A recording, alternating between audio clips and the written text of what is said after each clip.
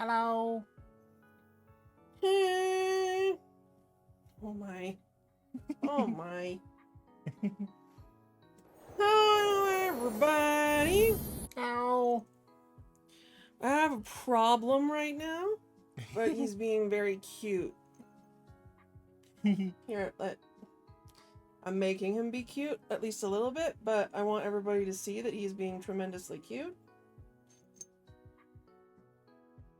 So he's here.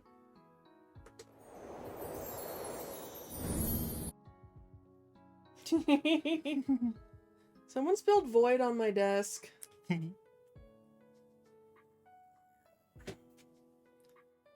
Hikage. The people can see you. Did you know this? Like, no. Look, buddy, look. Nope, he's escaping. Oh well. Get the drool off. Okay, chill. Okay, he's having a day. He's having a day.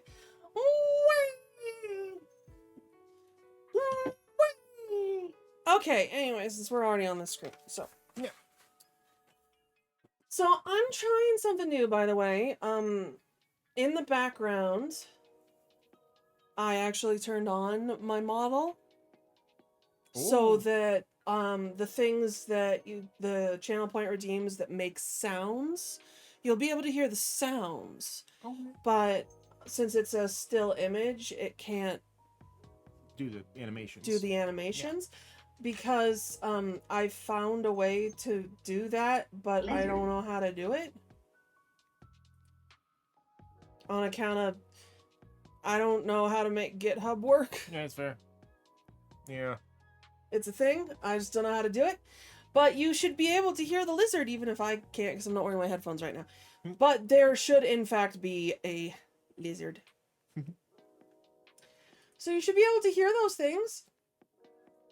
Just since I can't, if I'm a little slow to respond, I'm sorry, but yeah, they're there. I wanted people to be able to have access and do the things. Yeah. Okay. I'm in pain. And kind of hate almost everything. Yeah. Almost. But mystery. We got mystery. Oh my god, did Kage leave the room to cry in the hallway? Yes. Oh my god. What is wrong with that child? He was right beside me in the room, getting attention-ish. And then he left to go cry in the hallway. What is wrong with that child? Where did I go wrong? Look what evolution did to this panther. It has anxiety. Okay, anyway. We're starting a brand new mystery today. Yeah. Another So, long one. Yeah. Let's see what all we can get. Okay. First things first. Notebook! Whoa.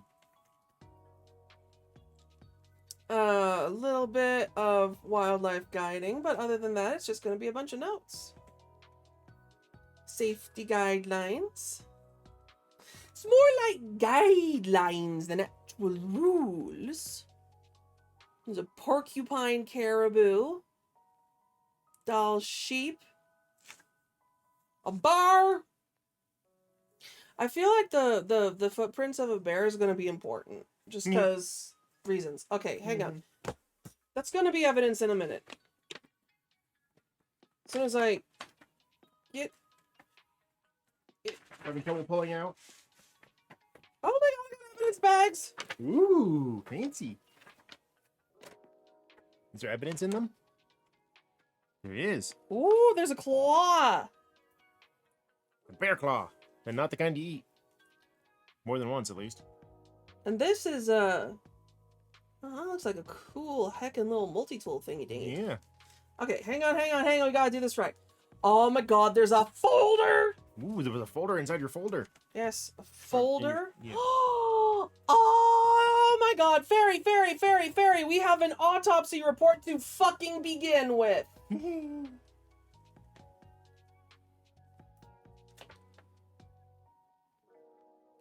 And an advertisement thingy that just like the feel of this triggered me. I've been getting too many of these things in the mail lately. Yeah. Okay. Why would that be in the incident report folder? That's stupid. Okay. Hang on.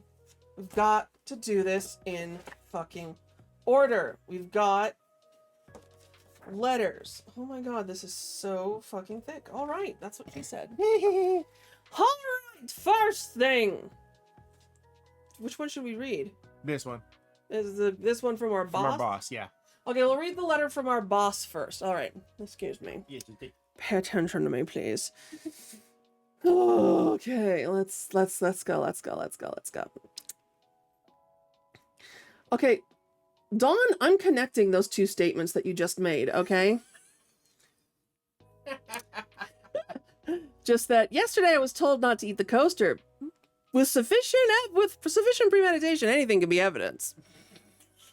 I am connecting those two statements, and I probably shouldn't, but I'm going to because it's funny. We need evidence that she was being told not to eat the coaster. All right, anyway, welcome to Gray Investigations. We're gonna have to come up with a new name for ourselves for this one. No. Okay, what do you call a cat and a bunny detectives? We can't be Cabot, not Cabbage anymore. That was last mystery. Yes. So what are we this time? We'll have to figure it out. What do we do, people? Discuss amongst yourselves. The cat and the bunny wish to know what our silly detective's name is this time. Okay. Welcome to Gray Investigations. I'm glad to officially have you on the team. Damn it, Dawn. Honey? Yes.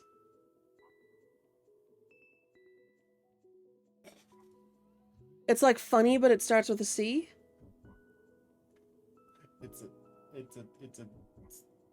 It's a cutesy variation of, you know, what is frequently referred to as the C word. Cunnilingus? No, just what?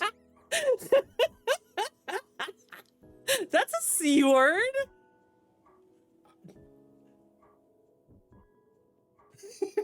You don't listen to me. Oh. Biscuit and buns. I like that. We're a bakery. Yeah. Oh, biscuit and buns.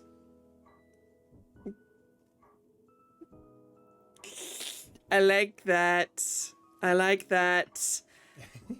I can think of 17,000 different ways to make that one longer every episode. Good. That's the best reason. Okay, biscuit and buns. Let's be biscuit and buns. All right. Welcome to Gray Investigations, Biscuit and Buns. I'm glad to officially have you on the team. Thank you for signing up. I haven't quite perfected the onboarding process yet, so I hope you're eager to jump right in. We'll call it on-the-job training.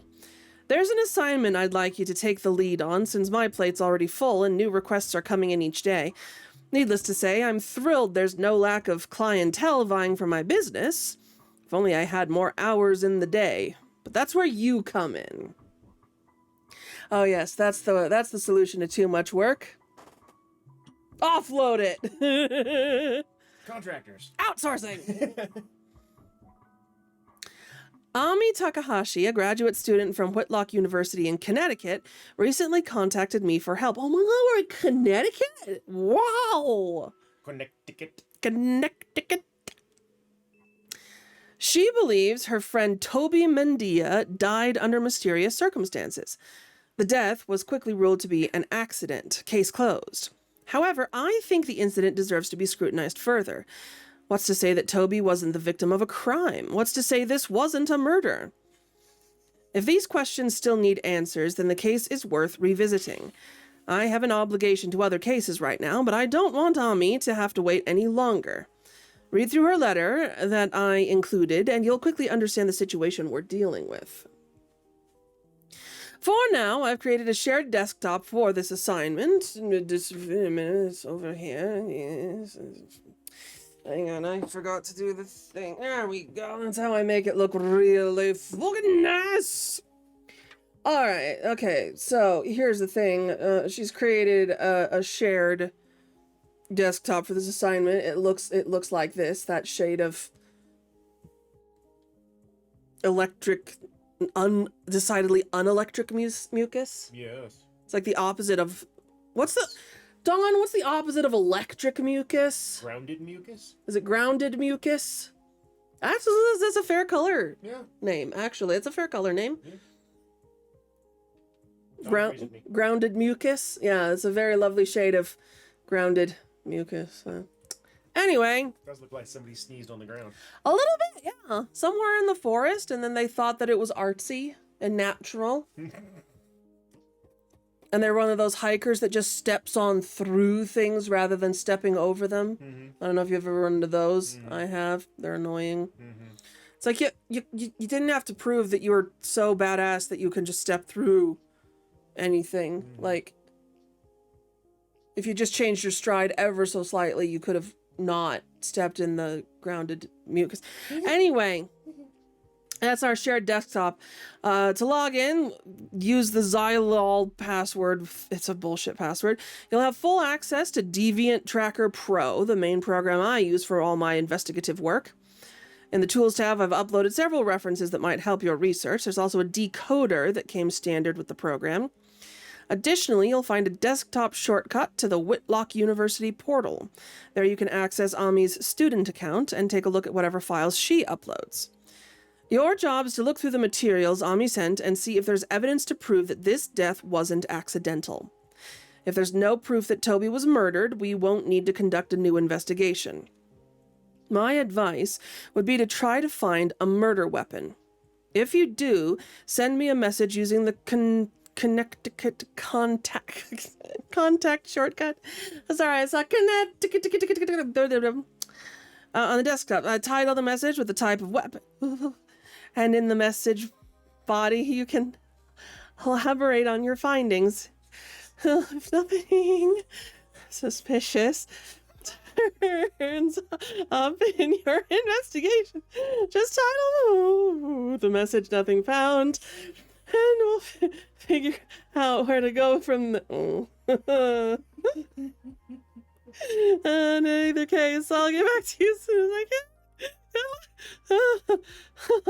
Good luck on your first official assignment, investigator. Okay,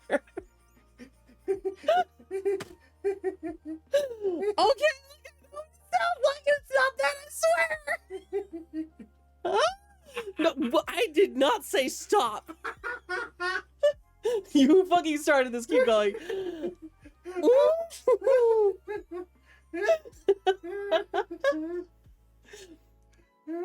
No,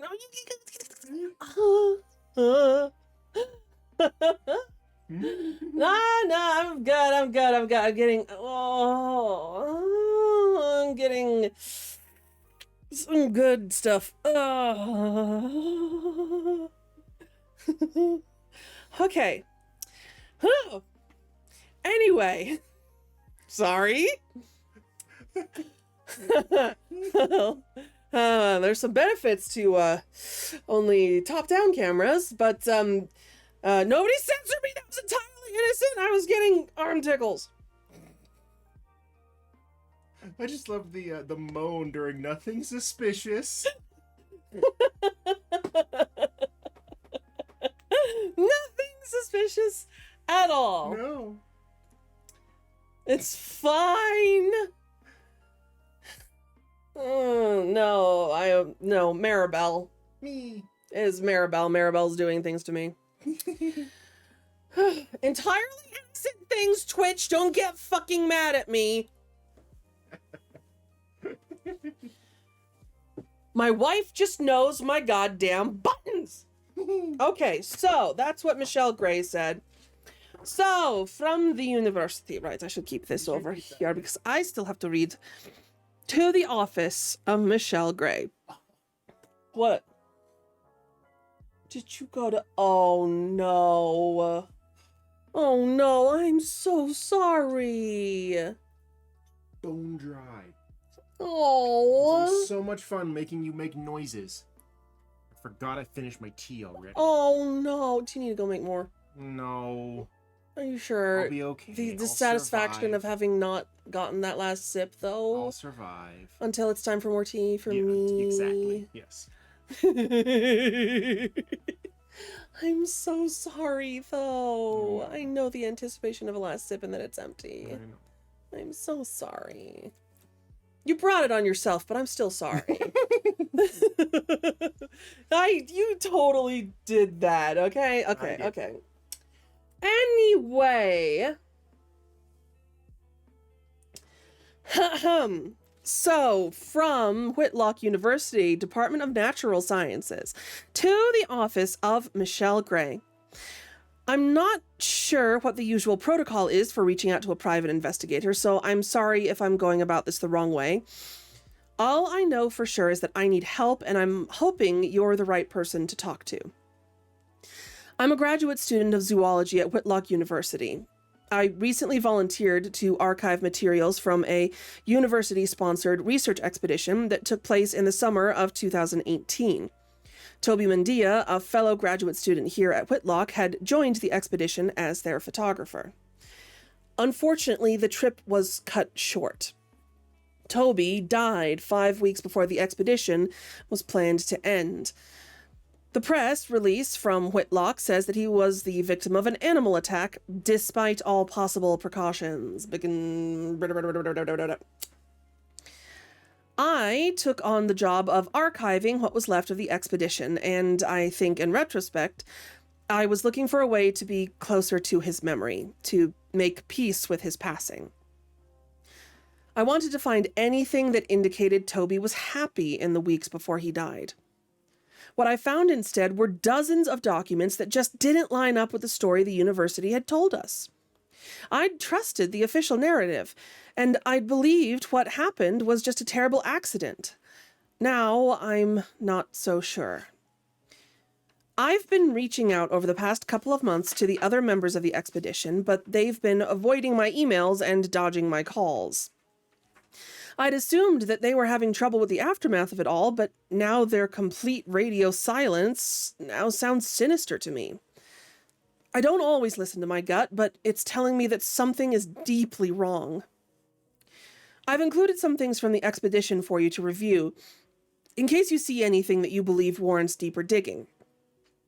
I'm especially concerned about the autopsy, but that might be because of my science background. Some of the materials were digitally archived before I was granted access to the originals, so please feel free to use my university portal login, provided, and take a look for yourself. Toby was a good friend of mine. He was a brilliant photographer, and he knew how to take care of people. I live pretty far from my family, but he always made sure to include me on holidays, so I never had to spend that time alone.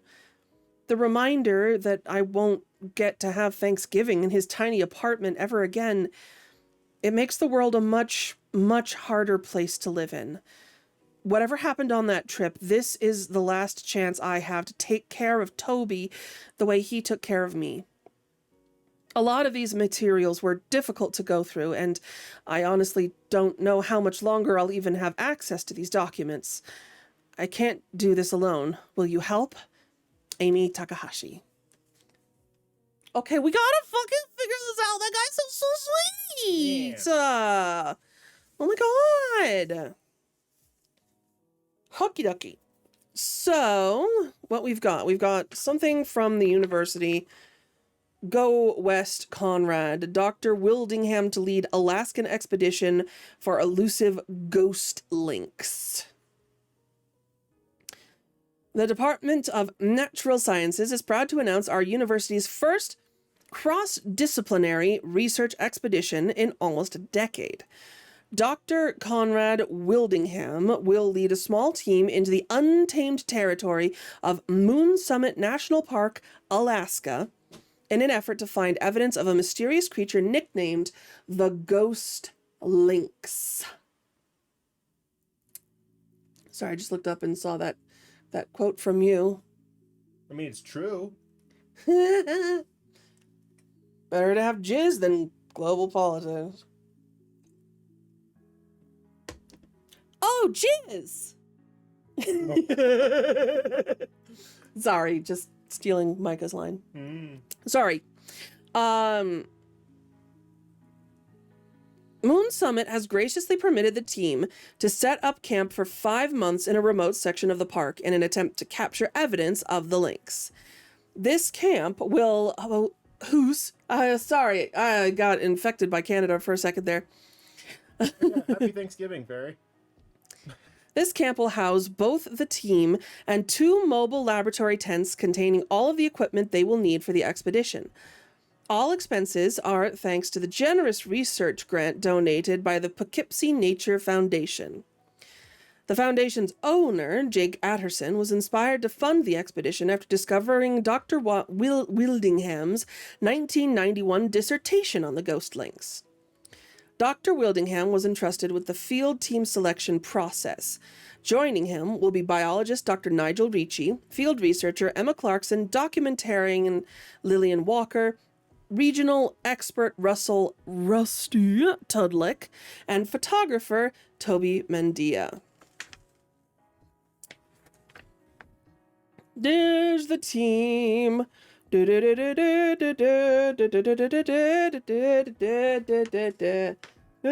the team. There's our boy, Toby.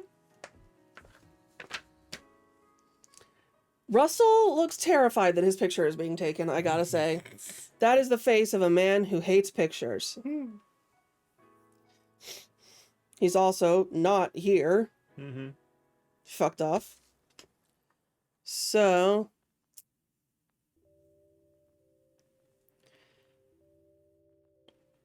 just looking to see if there's anything important on the back.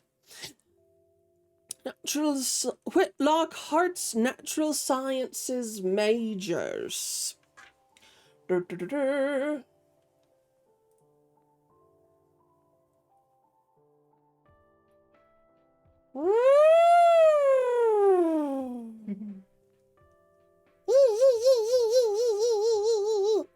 Sorry, I was doing things and I didn't know.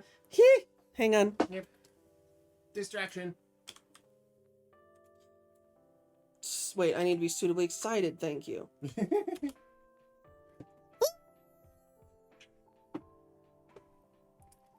What did I do? Wait, what? That's what I did. It's like, wait, what? That's not how that goes. Okie dokie. Okay, what are we doing in Whitlock? Sorry. Just trying to... okay. Whitlock University's Department of Natural Sciences is dedicated to expanding humanity's understanding of the natural world. Every day, our dedicated staff push the boundaries of scientific knowledge while guiding the next generation of learners along their own journeys of greater knowledge. Joining training from the community force. Everybody get that? Planetary and stellar phenomena. Oh, mine. I want that class. We got a blow high. Blow high. Squeak. Zombie, fungus, and other entomopathogenic parasites. What? No. That is, I do not wish to take the class on how to create clickers. Chemical toxicology and forensics. Ooh, I want to take that class. Historical geography of Aotearoa. No, thanks. But planetary and stellar phenomena, mine. Recent developments in space exploration, mine. The biology of extinct organisms, mine. Can I just go to school here, please? Can I just go to school? Hey, do you think they'd let me go if I didn't actually, like, want grades? Do you think they would be okay with that? If you paid them. They might. Do you think they'd let me pay them to fail me? It's like, I don't actually want I'm not doing the homework. Right. Let me make this perfectly clear. I'm not doing homework. No. I'm way past the age of doing homework. No, I just want to come here for, like, the lectures, and, like, I want to be in the class. So, like... I think your biggest problem is that this isn't real. Oh, pop my Other than bubble. that, though, absolutely. Can anybody give me tuition money, please? Okay, so meet the team. Who are we meeting? Okay. Dr. Conrad. Oh, goodness. He looks British. He looks like a British person. That is the face of a British person. Dr. Conrad Wildingham's PhD dissertation set the mammalogy world abuzz in 1991 with claims of a new lynx species coined the ghost lynx, which he spotted during a term in Alaska. While many doubted his claims, he successfully defended his dissertation and earned his PhD in zoology. Despite his desire to return and gain concrete proof of this species, the funding stars never aligned, and Dr. Wildingham eventually moved on to other research topics. While teaching zoology at Whitlock, he wrote several books on animal behavior theory. His expedition duties will include leading the team, providing schedules and assignments, collecting and analyzing samples, and keeping inventory. Oh, so he's just telling everybody what to do.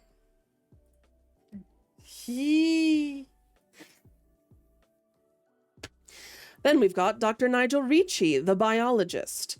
The first member to volunteer for the expedition was biology professor Dr. Nigel Ricci.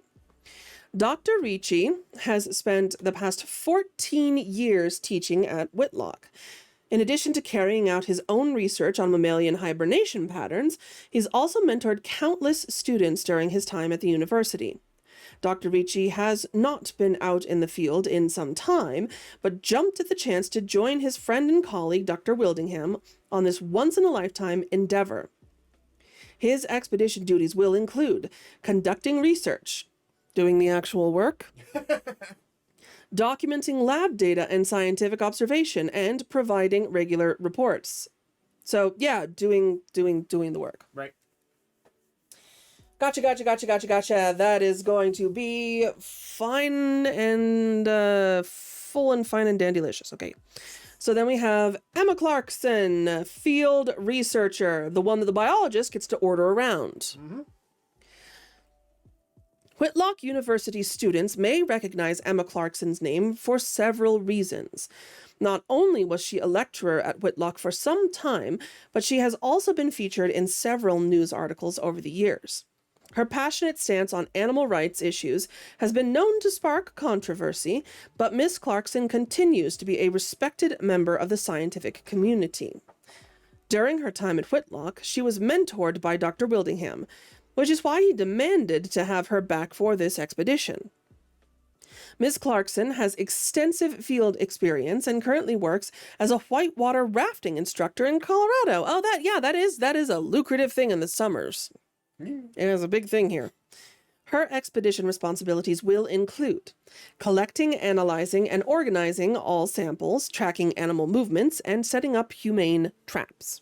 So yeah, being bossed around by the biologist.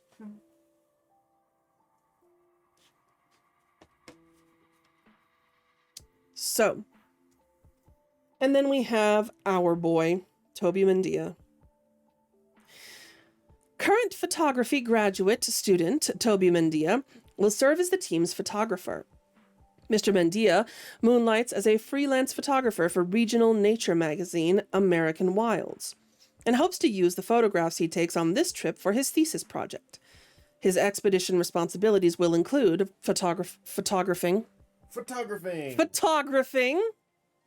like you do, Yes. photographing.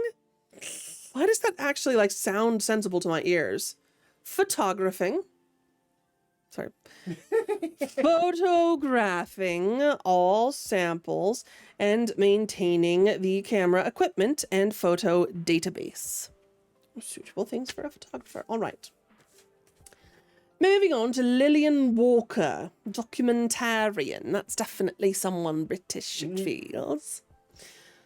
The department is thrilled to announce nature documentarian and filmmaker Lillian Walker will be joining the expedition to ensure that any and all discoveries are preserved in video form. Miss Walker captured the imaginations of the world with her 1996 series Mother Earth, which earned numerous awards and accolades. In recent years, her attention has moved more towards the underground art house scene, but Ms. Walker is excited to get back to her roots in capturing the wonder and joy of nature's secrets. Her expedition responsibilities will include recording video and audio of all parts of the expedition, conducting field interviews with the rest of the team, and producing a final documentary. And finally, Russell Rusty Tudlick, the guy who does not want his picture taken. Moon Summit National Park made several suggestions for a regional expert to serve as a guide for the team. From that list, Dr. Weldingham selected Russell Rusty Tudlick. Mr. Tudlick has lived his entire life in Alaska. That's probably why he's not in the picture, actually. Oh, Jeffo is here. Oh, no. What your... Jeffo found the muffin button. Jeffo found the muffin button! Which is impressive because you still haven't made it. There is no muffin button! Muffin button? Anyway, Mr. Tudlick. Button. Oh, it's a button! It's not the muffin button, though. It's not a muffin button. Lizard. Lizard.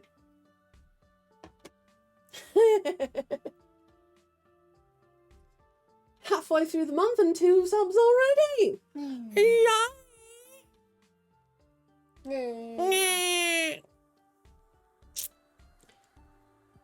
So wait. Okay. Mr. Tudlick has lived his entire life in Alaska and currently works for Untamed Wilderness, an adventure company.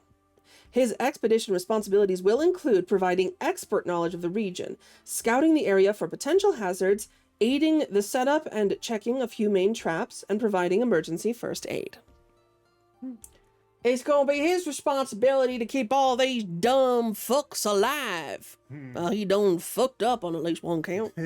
Yes, he did. Fucked up on account of our precious boy, our precious Toby. How dare.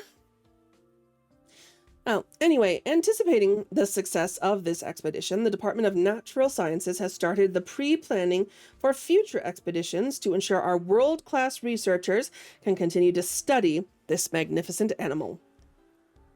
The team will depart for their 5-month trip to the Alaskan wilderness on May 4th, 2018. All of us here at Whitlock University wish them the best of luck, and we cannot wait to see what they discover.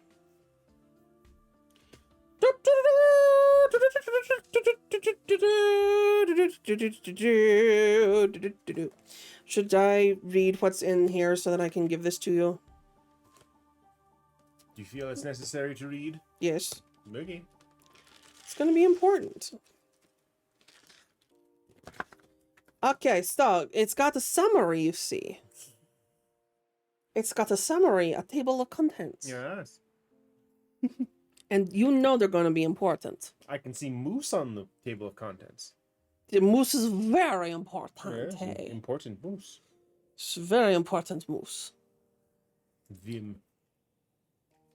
It's a V-I-M. Very important moose. Okay. So. Goodness.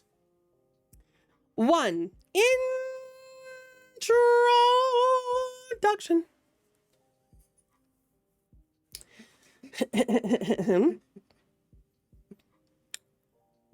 What? Welcome to Moon Summit National Park. Consisting of almost 2 million acres, Moon Summit contains some of the most remote and untouched sections of Alaskan wilderness. Visitors are encouraged to, metaphorically, lose themselves in the wonders of nature. This handbook provides a brief guide to the park's wildlife and more. For further information, visit www.moonsummitnationalpark.com.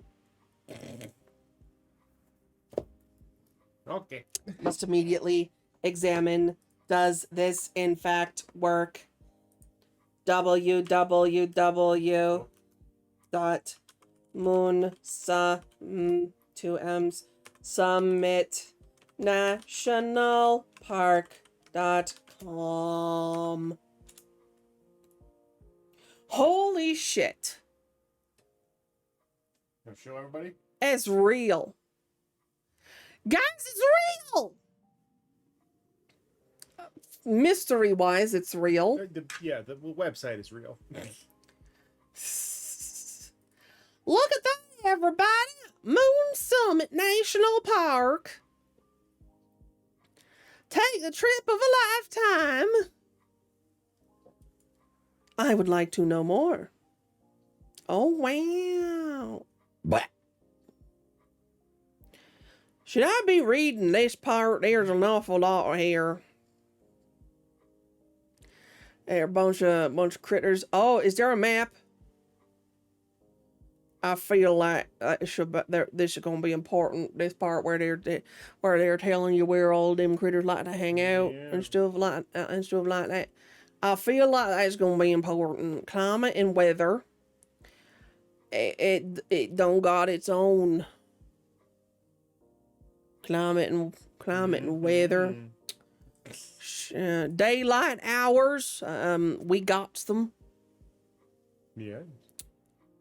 And that's absolute bullshit. Why would you state this business about when sunrise and sunset is? That shit changed from year to year. Also, it's not like they actually say when the summer solstice or the vernal equinox are. Those change. Yeah. Solstice used to be on the 21st of the month, but lately it's been on the 22nd. Yeah. Time do be weird that way. How come they're not accounting for the fact that time is weird? Because it's a fake website about a fake place. I feel like that is still very poor planning on their part. I feel like the fact that this is properly made the fuck up means that they should be a little bit even better about the fact that shit is weird and time is weird and it's just a social construct that we put in place in order to cope with the fact of our own impending mortality and our need to track the days of our lives and make sense of the fact that we are alive and existing in a world that don't make no fucking sense. If you know what I'm saying. I have no idea. I have no idea why I was in that accent, but frankly, it was comfortable, so I stayed for a while. Sorry. Okay. Rules. Don't fucking die. Be over-prepared. Adventure safely. Yes. Okay, but like, where's a fucking map? Probably in one of the later months. Or, boxes. They ain't giving me no map. Lizard. Oh, we're gonna get a beanie? Meh. Lizard.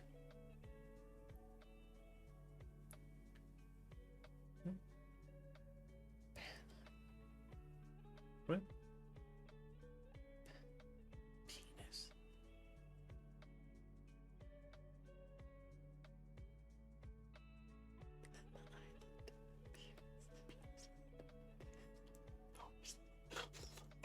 I don't know. No, either. Do you want to say it out loud? No, I'm good. We're gonna get a beanie eventually. Just so you know, Don, you inspired that little interlude. As fucking it's the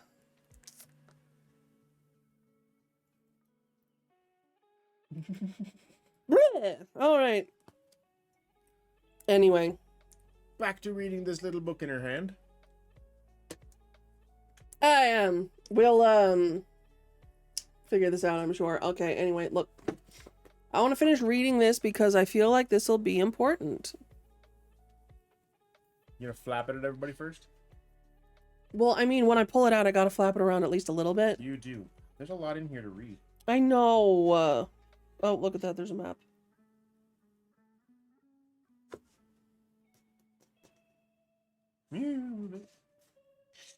Oh. Do you have any desire to read any of this? I can if you need me to. Okay. Anyway, Lizard. on about the lizard. The ranger station. Moon Summit National Park prides itself on being as close to nature as possible. Under this philosophy, there are numerous trails throughout the park, but no through roads.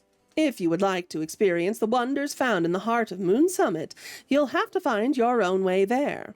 While this allows us to ensure one of the purest natural experiences available in the national park system, it does mean that our ranger response times are slower than the national average.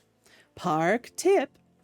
When entering the park, you must first stop by the ranger station to go over safety protocols with the rangers on duty.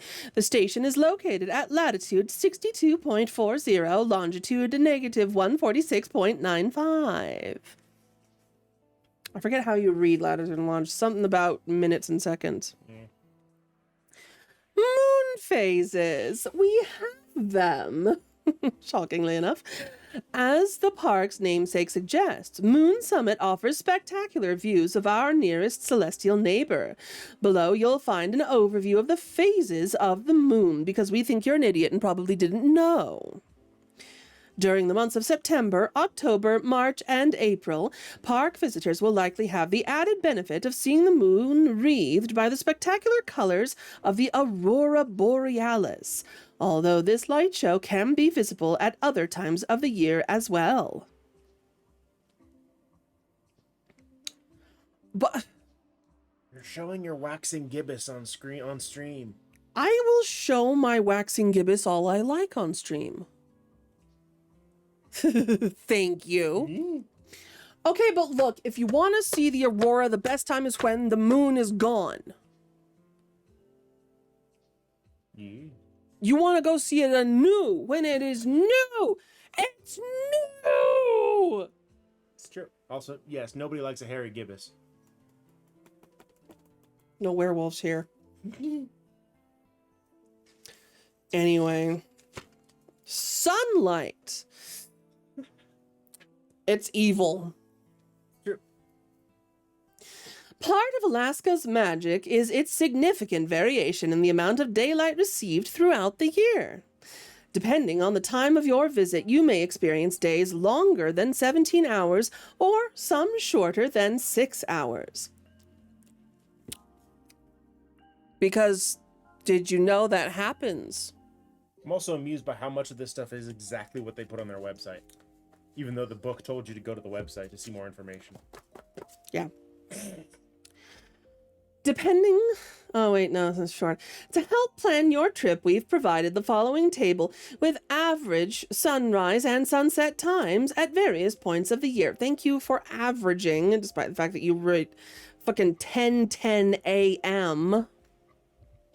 for one of them. Oh, that's just an average down to the minute. Weather! We have it!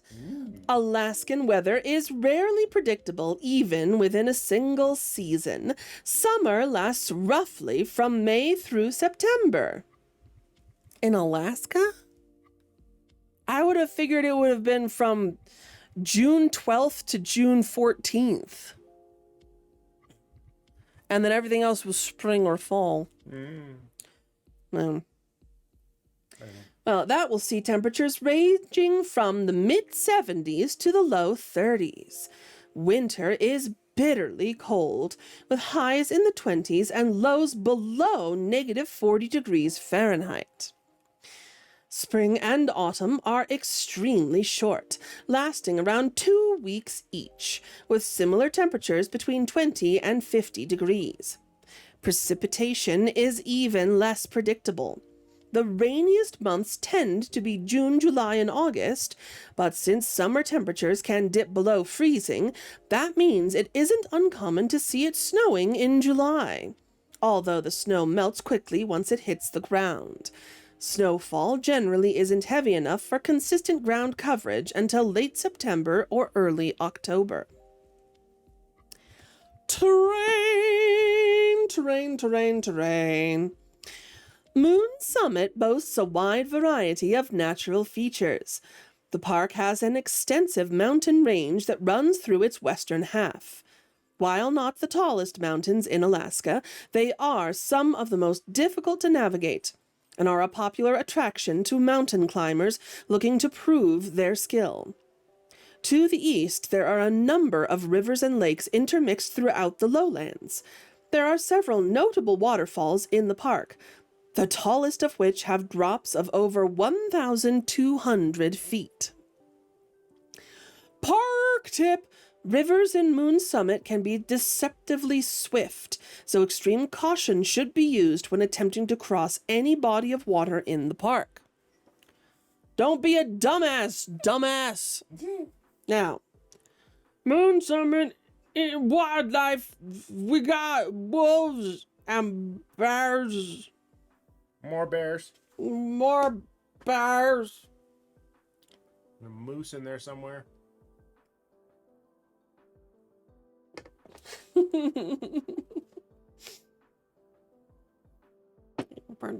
What? It's your fun of man. It's me. I mean me. It's a boom. Wow.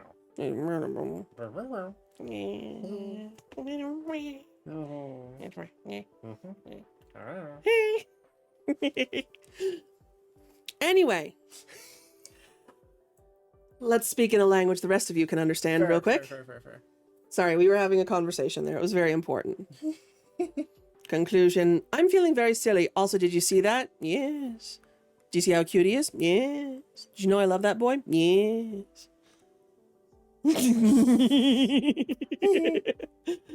I love our language. All right. Moon Summit Wildlife. Interior, Alaskan wolf. The wolf inside you? As opposed to the exterior one. Yes. The exterior Alaskan wolf is so this is Canis lupus pambasileus. Pam. We're gonna call it Pam. Okay. And this wolf's name is Pam. So also known as the Yukon wolf or Pam. The interior Alaskan wolf is one of the largest wolf species in North America and possibly the world. While they are usually tawny gray or tan, they can vary in color from snow white to jet black. These wolves average a length of 5 to 7 feet from nose to tail, with claws up to 2 inches in length. The carnivorous interior Alaskan wolf, also known as Pam, eats mostly moose as well as caribou and Dall sheep. They travel and hunt in packs between 7 to 9 wolves, often made up of an alpha pair, and they're fucking bullshit. Wolves are social creatures in addition to elegant predators and often mate for life. For the duration of the life of one of them, at least. Right. It's they do proceed to remate if one of them dies. Ahem. And it's a grizzly bear.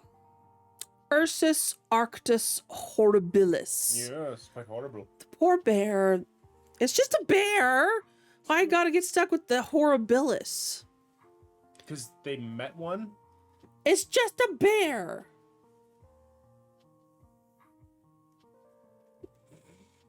I would rather be out in the forest. A strange True. bear. True. We should absolutely change the scientific. We should change the scientific name for humans to Homo horribilis. At least men. Sorry, no offense to the one man who's currently present that I really like. Oof. I don't know who else might be here.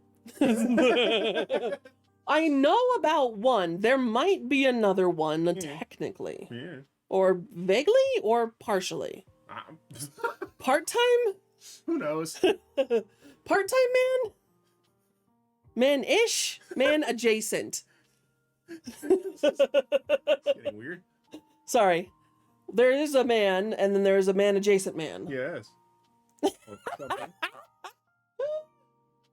But no, let's apply Homo horribilis. Yes. Horribilis. Yes. To, well, the man that I like, he can just stay a regular homo.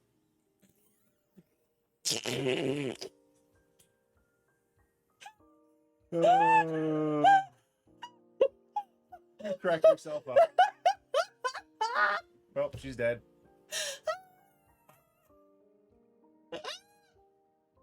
I did this to myself. Why?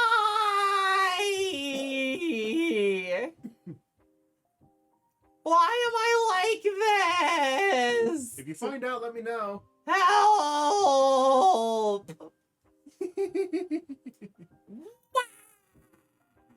This is gonna be a long stream. Oh, okay. Anyway, bears. Poor bear. Locking in. I didn't get nearly as much response for that, so I'm going to turn it off, okay? Okay. It's only funny when I get people laughing That's with fair, me. that's fair. If I'm just sitting over here cackling, I'll just feel like, oh, sorry. Just didn't bother me. Anyway, the North American brown bear is the horrible one. It's known regionally as the grizzly bear and can be easily identified by the unique pronounced hump between their shoulders. Also distinguishing them from other species of bear is their large size. They're big fucking bears. A male can weigh up to 800 pounds and can stand almost 10 feet tall. The length of their front claws can vary from 2 to 4 inches. Grizzlies normally hibernate for 5 months in the winter, preceded by a feeding frenzy called hyperphagia, in which they eat nearly non-stop. They are omnivores and eat large prey like moose and their calves, in addition to fish and berries. Grizzlies will often drag their prey to cover their carcasses in snow, dirt, or foliage. Eastern... What? I was just saying they put the leftovers in the freezer. Yeah, exactly, like you do. Eastern black bear, Ursus americanus americanus. It's double American. He's super American. The eastern black bear is a large-bodied, all-black subspecies of the most common North American bear. They are commonly smaller in size than grizzlies, with curved claws measuring 1 to 2 inches long. The black bear is estimated to be twice as populous as all other bear species combined. American black bears are highly efficient hibernators, partially due to preparation. From the middle of summer through the end of autumn, black bears eat up to 20,000 calories in a day. Black bears are omnivores, though most of their diet is vegetation. They eat fruits, insects, and their larvae, and occasionally larger animals, preferring meat from the viscera.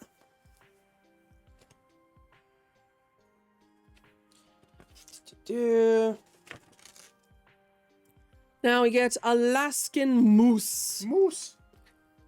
Alces gigas. Also known as the giant moose, the Alaskan moose is the largest subspecies of North American moose. Males can stand over 7 feet at the shoulder and weigh over 1,400 pounds, and females are not far behind. Alaskan moose subsist on mostly terrestrial vegetation, needing a daily intake of almost 10,000 calories. They are most aggressive during mating season, and prone to attack anything that startles them. If bull moose get their antlers locked in a fight, which happens often during mating season, both will likely die from starvation. Porcupine caribou, Rangifer tarandus granti. The porcupine caribou is a subspecies of reindeer, which are known as caribou in North America, that migrates annually through Moon Summit. This herd is named for their birthing ground, the Porcupine River. Porcupine caribou specifically migrate over 1,500 miles a year, longer than any other land mammal on Earth. Other similar herds have declined around 90% in population over the past several decades, but the porcupine herd has maintained stability. Caribou have 2 layers of fur, a woolly undercoat and a longer-haired overcoat of hollow hairs. They are ruminants with a 4-chambered stomach and eat lichen, grasses, and the leaves of some trees.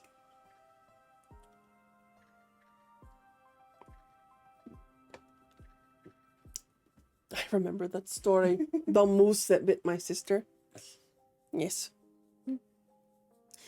Dall sheep. Also known as the thin-horn sheep, the Dall sheep live in the subarctic mountain ranges of Alaska. Oh, they're called Ovis Dali. Mm-hmm. They are white or brown in color, but are most recognizable from their large curving horns. The tops of their skulls are protected by a double layer of bone to withstand the clashing of their males, or rams. They eat a wide variety of plants in the summer, and their limited diet in the winter mostly consists of winter vegetation like frozen grasses. The Dall sheep themselves are sustenance for a wide array of predators. Wolves, coyotes, bears, and even golden eagles prey on the lambs. Canada lynx. Lynx canadensis.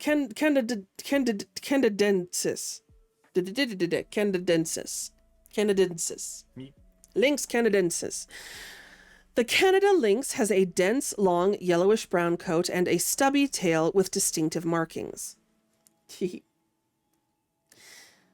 They differ from their close relatives, the bobcat, in that they are slightly larger and have long hair on their lower cheeks that grows longer in the winter, as well as black hair tufts coming out from the ears.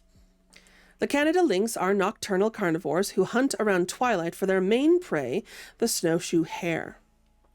Their claws are completely retractable and can grow to a length of around 1 inch. When lynx hunt as a team, they are 4 times more successful than when they hunt alone. Snowshoe hare,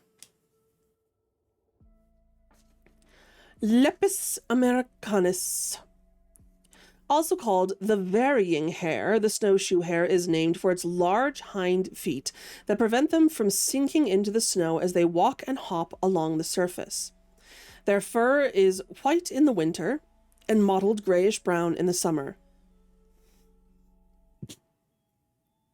The snowshoe hare has a great number of predators, mainly the Canada lynx, but their excellent hearing helps them escape quickly. Their population number is closely linked with that of the lynx and tends to fluctuate over 10-year cycles. They are crepuscular, or nocturnal, depending on the time of year, and they do not hibernate. They can be described as shy and secretive, and they spend much of the day hiding among the brush or eating any green vegetation they can find. Then, Arctic ground squirrel, Eurositellus perryi. Perryi. Arctic ground squirrels are burrowing animals native to the Moon Summit region.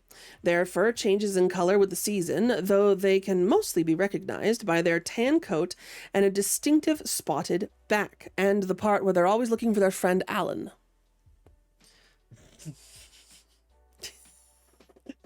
They subsist on diverse forest vegetation and occasionally insects and carrion. Because it's a marmot, but it's funny. Yeah.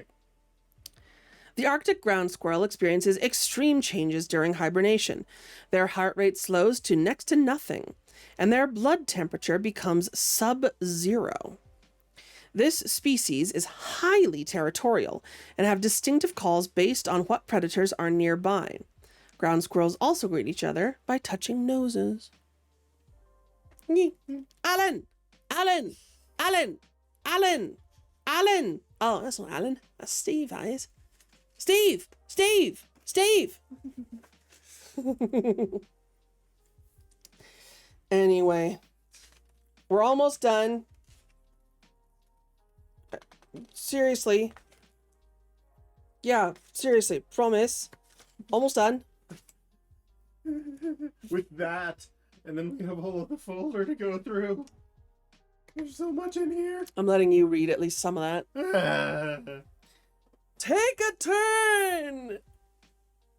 Do your part! Don't poke me in the nipple. You thought about it. No. All right. Safety guidelines. It's actually guidelines, not actual rules.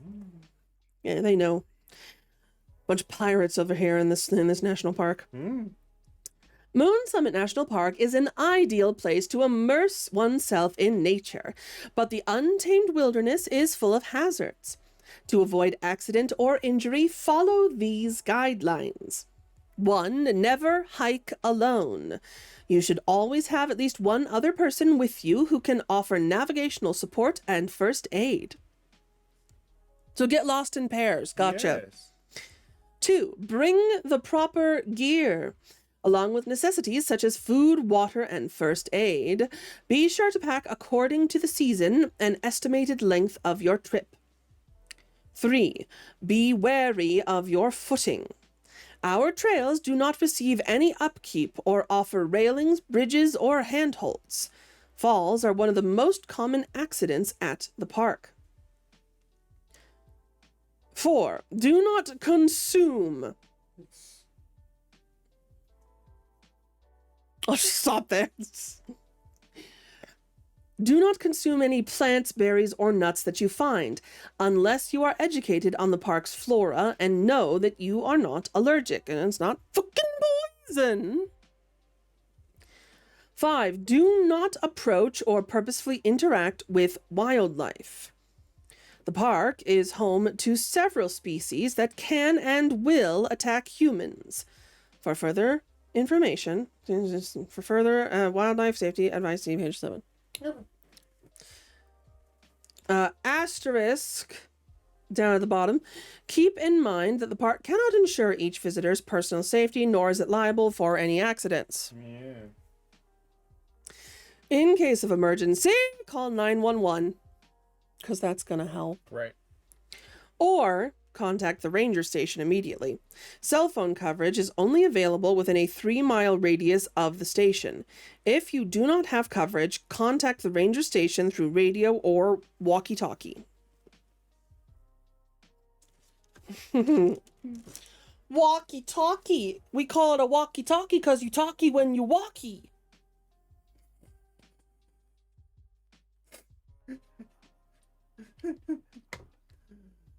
I'm not wrong. No, you're just silly. Yes. Help. There's no helping you.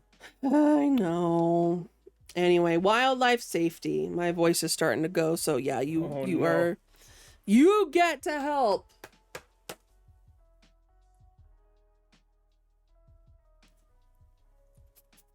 Finish your book.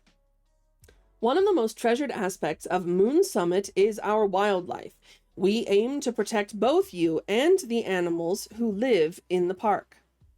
Do not approach wildlife under any circumstances.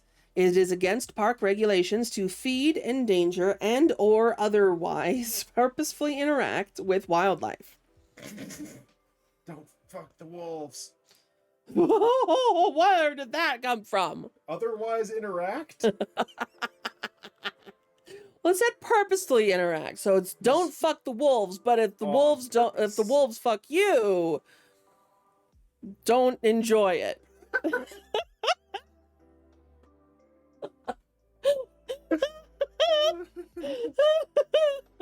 Because that's the lesson to take from that. Yes. Clearly.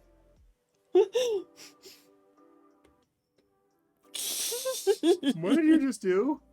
Clipped it. I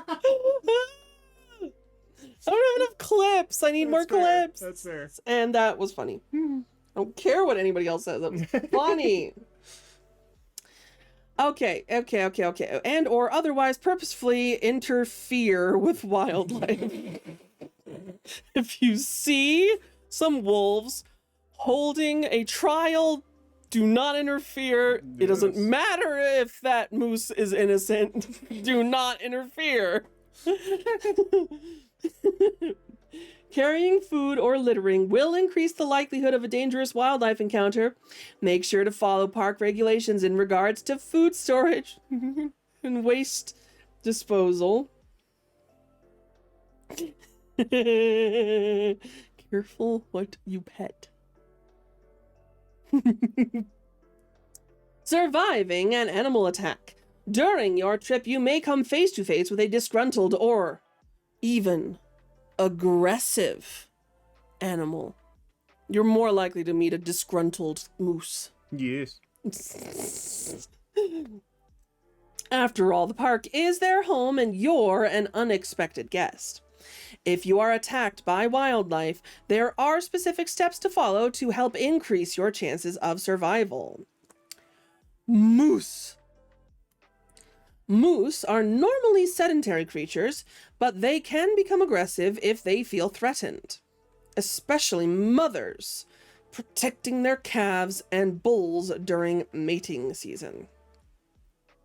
So step 1, back away and run. Moose are not likely to chase for long. They will catch you, though. Mm-hmm. Those things can book it. Oh, yeah. 2, take shelter behind a strong barrier, such as a sturdy tree or rock formation. That's one's actually true. Yep. And 3, if the moose knocks you down, curl into a ball to protect your head and vital organs. Put your head between your legs and kiss your ass goodbye, basically. And 4, remain silent and still. Wait to move until the moose leaves the area. You don't chase it and ask it for another beating, or what? So here's the thing. Don't go towards a moose. No. Don't go towards a moose, because here's the thing. With a lot of predators, if they're acting aggressive, if you all of a sudden stick your arms up in the air, go graw and run at them, they will actually go like, what the fuck, and leave. Right. Most predators are like that, with, Some exceptions. a notable exception that Yeah. is probably going to be in here Yeah. about bears. Yeah. But with a lot of bears and with wolves and coyotes and mountain lions and lynxes and all of that stuff, if you just stick your arms up the air, puff yourself up and scream and run directly at them, they will freak out and leave. Mm-hmm. But never do that to a moose. Never do that to a caribou. Never do that to a Dall sheep. Basically, don't do that to a traditional prey animal. Because the thing is, if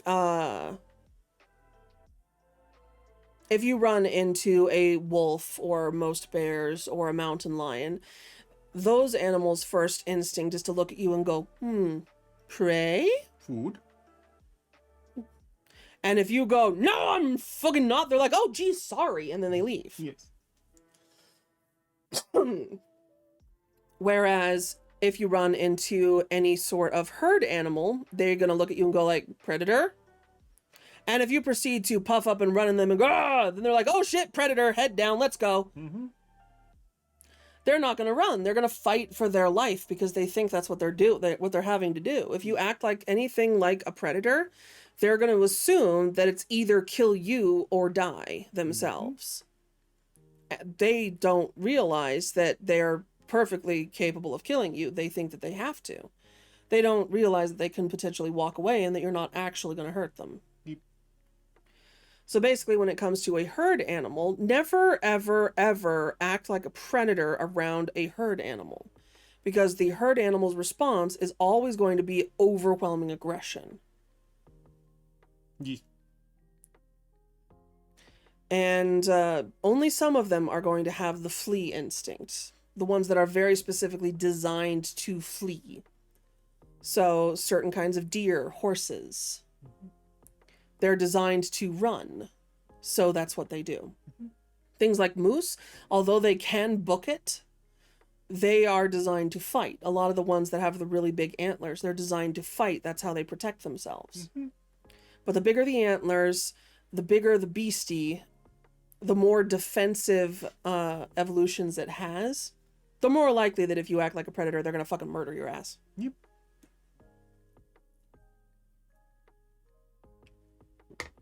So, just that's a little bit of real life experience for you guys. All right. Mm-hmm.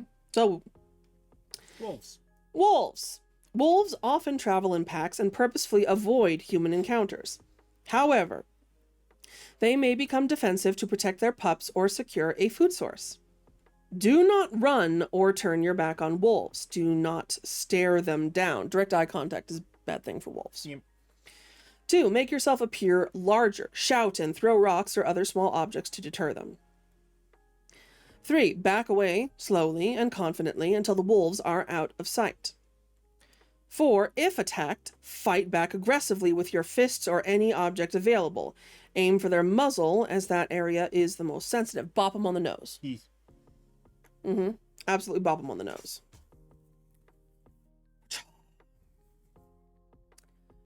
Surviving an animal attack. Bears! The park is home to two types of bears, grizzly bears and black bears. It is important to note that the two differ greatly in terms of size, diet, and behavior, and you will need to follow different safety measures. To identify the physical differences, see the page where we talked about that shit. Grizzly bears.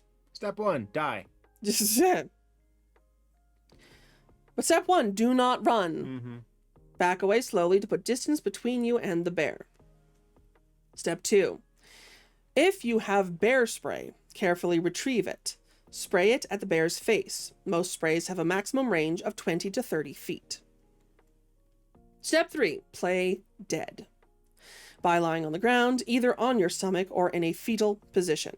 Clasp your hands behind your neck to protect from a fatal bite. Do not clasp your hands behind your neck and leave one finger sticking up, unless you really don't like that finger. Black bears. Do not run. Shout and wave your arms to appear threatening. Or just say hi. Step 2, if you have bear spray, carefully retrieve it, spray it at the bear's face. Most sprays have a maximum range of 20 to 30 feet. If the bear charges, fight back aggressively with your fists or any available object, aiming for its face or muzzle, as those areas are most sensitive. And step 4, stand your ground until the bear backs off and leaves the area. Okay. Do not fight the grizzly. No. You will not win. Fight the black bear. Because they're basically puppies. They kind of are, Yeah. to be honest. They really kind of are. They really, really are. Well, park tip. Bear spray and other park-approved animal deterrents are great contingencies to add to your camping arsenal. Flares, signal mirrors, and safety whistles are invaluable if you become lost or in need of rescue. Packing pocket-sized kits and multi-tools will help you save space in your bag. To purchase supplies before or during your trip, stop by the Park Visitors Center. And you're done with that. Now it's just a notebook.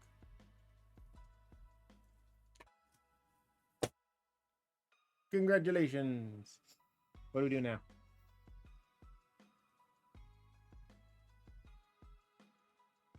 Take a break.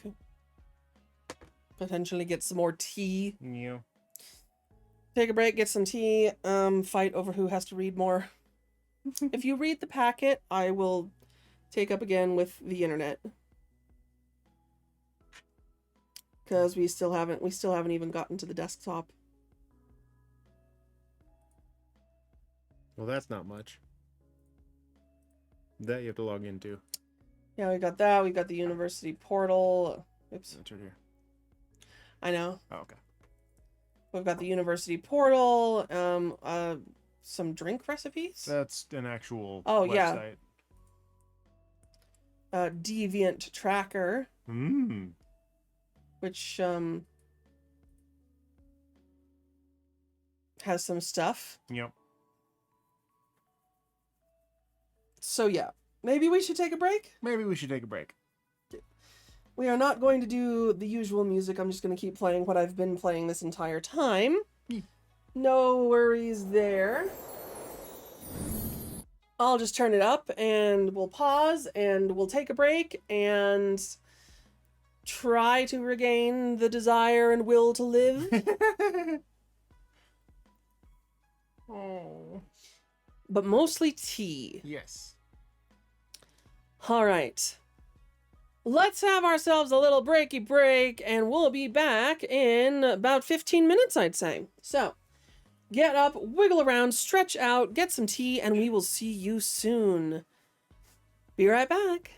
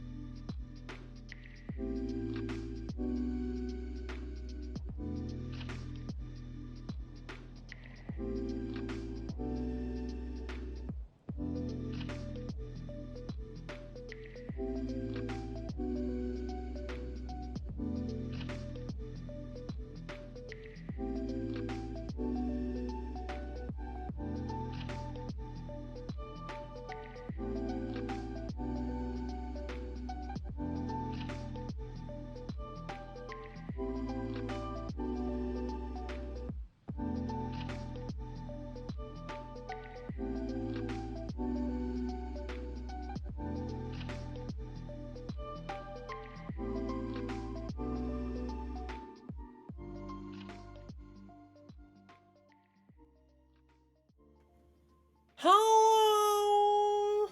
Hello. We're back. We're back. Biscuits and buns are back. Hey. Are we biscuits and buns, or are we buns and biscuits? Biscuits and buns. Biscuits and buns? I think so. Biscuits and buns is back. Okay. So, what we're on about is this bullshit. It's all this stuff. Okay.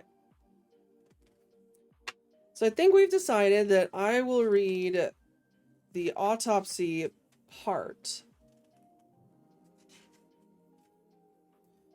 Because I'm good at that.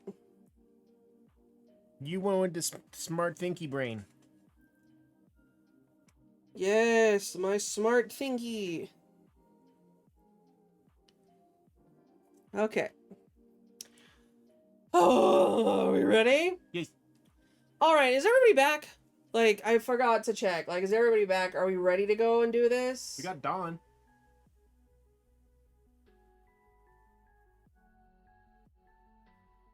Well, I'm sure we do somewhere. No, she said yay. What? What? I said we've got Dawn. She said yay. Oh, I didn't know when that was. Oh.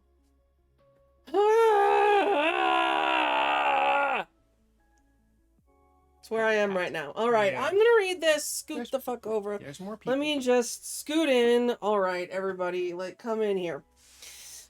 Come in here real fucking close, okay? I just need you to hang out with me for a little bit. I'm sorry, I don't have anything to hand off to Maribel right now, but okay. Just push No Face on his little swing. That's too much, too much. Push him gently on his little swing. There we go. A little happy No Face. We're good. All right. Let's read this horrific autopsy report together, shall we? Lizard. Okay. Lizard. Let's go. Certified copy. Let's go. Okay. August 31st, 2018. Anchorage General Hospital. Name Toby Mendia, 25 years old, male, African American. Length 71 inches, 181 pounds, brown hair, brown eyes. Poor buddy is younger than I am. Okay. Oh, wait. The fuck is that? Oh. Well. Lovely. Twink. We know it's gross, it's hideous. It's animal. Okay. Anatomic findings. Deceased adult male with fixed rigor mortis and postmortem lividity. Mechanism of death is hemothorax on the right side combined with a fatal loss of blood from a transected left internal jugular vein. Bite, probably. Opinion. Based on the pattern of liver mortis in front of the body and the lack of frontal impact injury, death most likely occurred while the victim was lying down. Wounds are abnormal, but overall consistent with animal attack and scavenging. Cause of death. From the anatomic findings and pertinent history, ascribe the death to animal attack. Due to or as a consequence of. Manner of death, accident. Circumstantial summary. The decedent was a 25-year-old African-American male who left the campsite of his research expedition for unknown reasons sometime between the hours of 9 and 11 p.m. in August. So that would have been after dark, I think. Okay.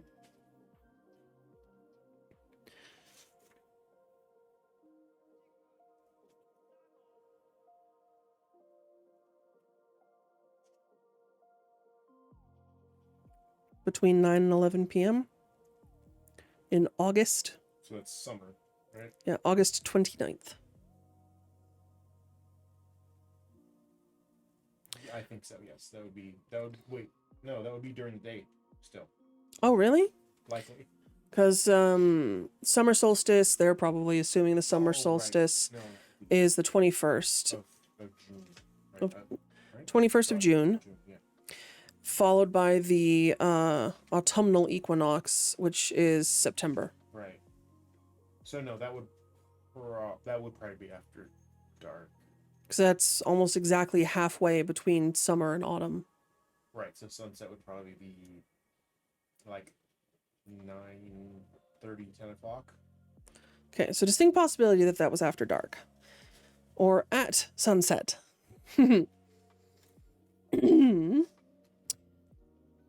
But following dinner on August 29th, 2018, he did not return, and his body was found by searchers at approximately 6 a.m. the following morning near a known bear habitat. The body was found face down in original clothing. Postmortem injuries on body were found over or around the antemortem injuries that caused the fatality.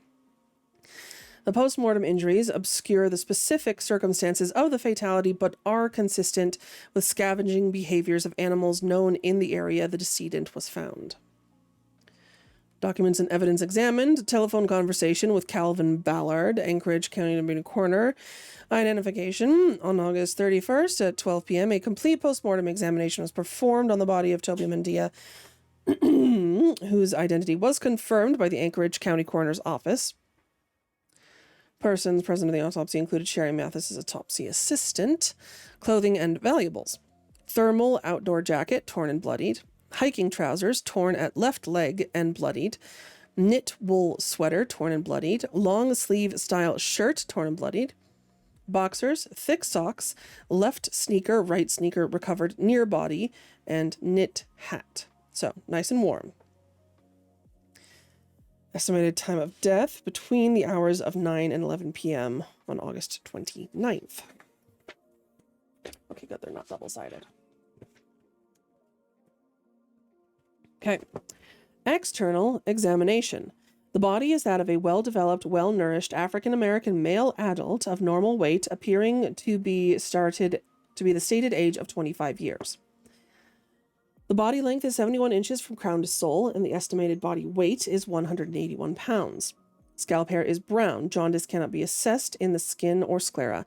The irides appear to be brown, with the pupils fixed and dilated. There are contact lenses present. There's no evidence of conjunctivitis, petechial hemorrhage. The nose is normal. Teeth are present. There is no denture. Oral hygiene is good. The ears are not pierced. The neck shows sharp force injury to be described below. The body appears to be examiner, as stated above. Identification is by coroner. The autopsy material is nominal.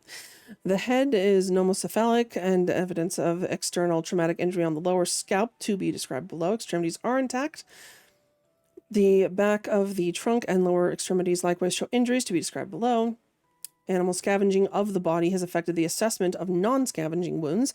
There are no injuries, antemortem or postmortem, to the front of the chest and abdomen. The external genitalia are those of a male adult. The anus is dilated and has no evidence of injury. Rigor mortis is fixed. Postmortem lividity is settled in the front. No artifacts of medical or postmortem care are present. No insect activity present. So, injuries. Injuries of the neck and scalp. Attack injury of neck, left side, transecting left jugular vein. This sharp force injury begins on the left side of the neck at the level of the mid-larynx over the left sternoclemoidomastoid. There we go. Muscle. It is gaping, measuring 5 inches in depth and 1.5 inches in length, with undulating or wavy borders, but not serrated. That was a funny noise. Oh, you okay, Zuzu? You having a moment? Do you need to help me with the autopsy report? Do you want to see? You can come see the autopsy report if you want to. No, you don't want to? I'm offering you the attention you so clearly desire, Zuko.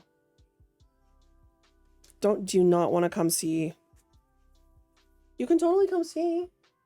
Come on, you can come see. Yeah, come on. Come on.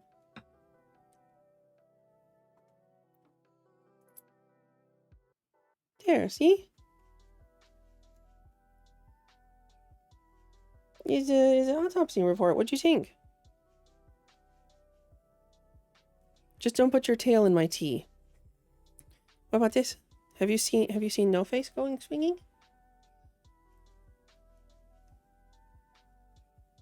Oh, very fascinating. This is plastic. Do you want to eat the plastic?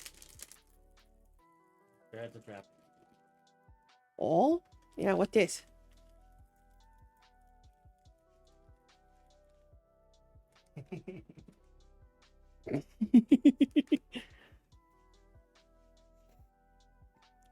Yeah? You helping? Are you helping? Yeah.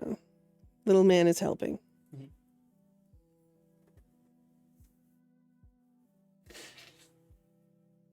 I just said don't put your tail in my tea, sir. I just said do not put your tail in my tea. Why did you then try to put your tail in my tea? And now there is a hair from you, sir, in my tea. It's a gift. It enhances flavor.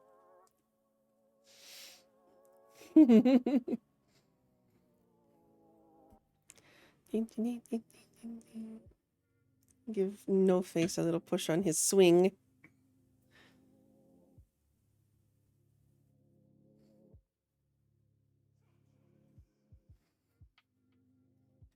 Is this enough attention for you, Zuko? Because let's see, what more can we learn? The gaping wound, it's undulating.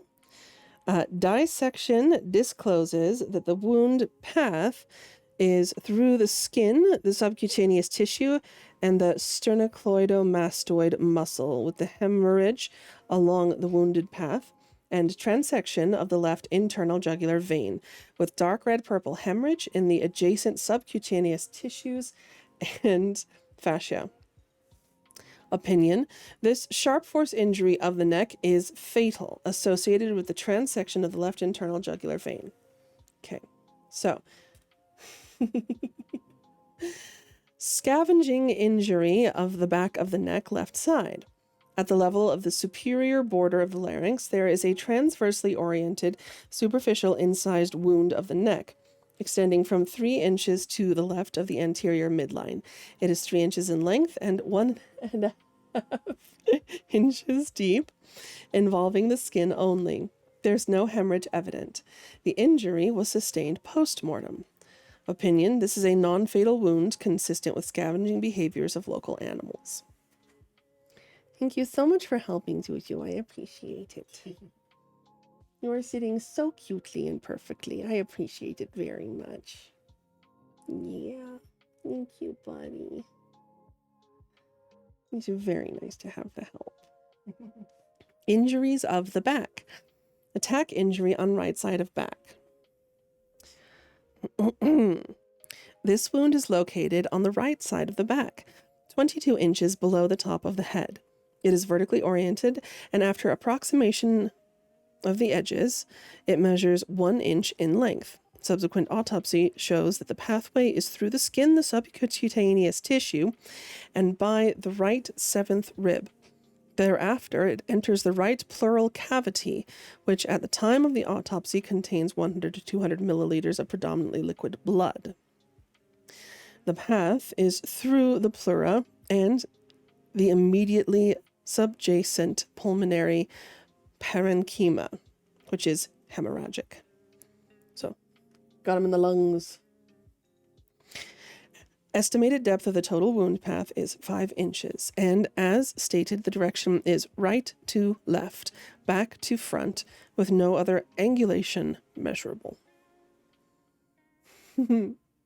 See interesting things, Yuji? Best stream ever.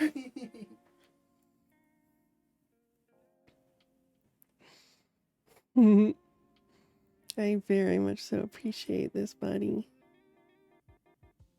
You are just so cute and perfect. Oh my god.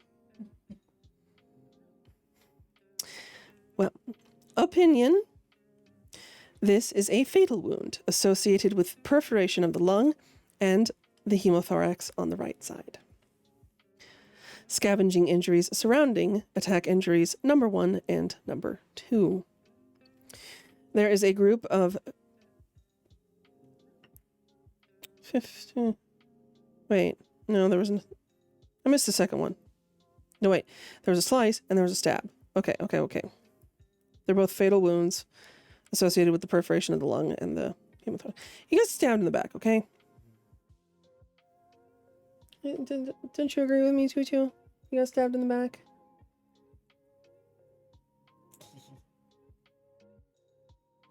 Tugo thinks he did. He thinks that my idea is real. Appreciate it. Okay. So, there's a group of 15 superficial incised or cutting wounds on the right side of the back over antemortem back injuries 1 and 2. Oh, are you done? You don't have to be, but if you want to be done, you can be done.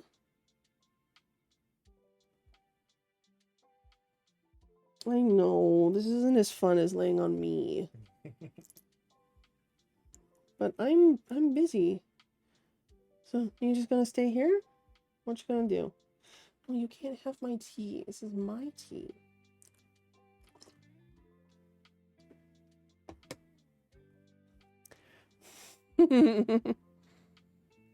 You're just placing your butt at a different angle. Because, you know, I used to chase you off of my desk all the time, but, like, you grew up being on my desk all the time. You are welcome. It's cute. It's cute when you do it. I don't like it when the other ones do it. You're pretty cute. Yeah. It's like, but when we were out there, you would yell at me if I got on your desk. Yes, because that desk was right up against the kitchen counter, and what I didn't want was you guys getting on the kitchen counter. You are actually allowed on my desk. I just didn't want you on the kitchen counter. So now that my desk is not adjacent to the kitchen counter, you are in fact allowed on my desk again. I would, of course, prefer it if you did not knock things off of it, if that's okay. You think you can knock things off my desk? No promises. But you are actually allowed on my desk, buddy. It's very, very cute. You are allowed. Okay. So, where were we? We're right here. Do you want a little bit of a swing first? No face swinging seems to get his attention at least a little bit.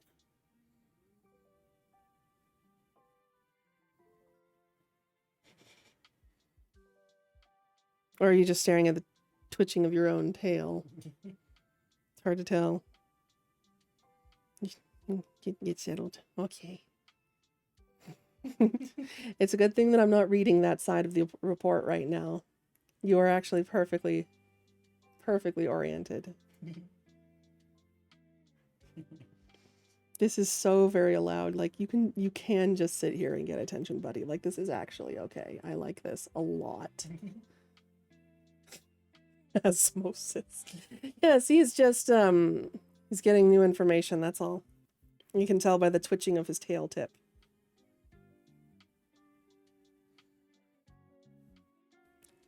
Also through the twitching of his tail tip, I can tell he's actually very happy about this.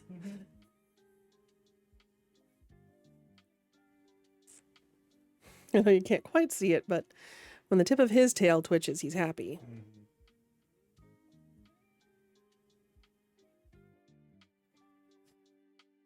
He's getting attention. Yes. Okay. I'm not trying to move you. I just want to put that there. How about that? What do you think? Can you stand it?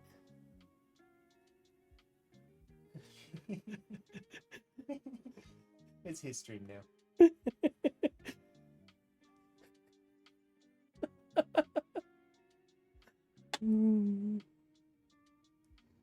Yeah, that's my buddy.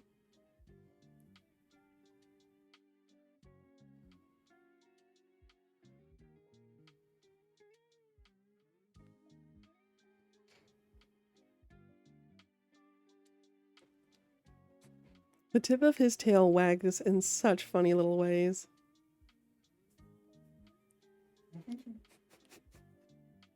He is so happy and smug right now.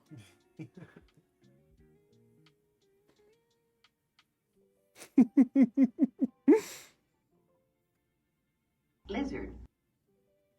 Lizard. Yeah, this is just Zuko. Sorry, should I be trying to actually do my job here? It's a Zuko break.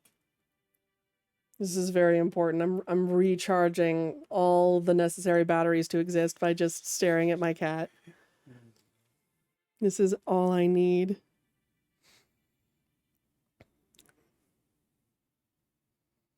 I cannot express how much I love this dumb little gremlin. This is my son. My child.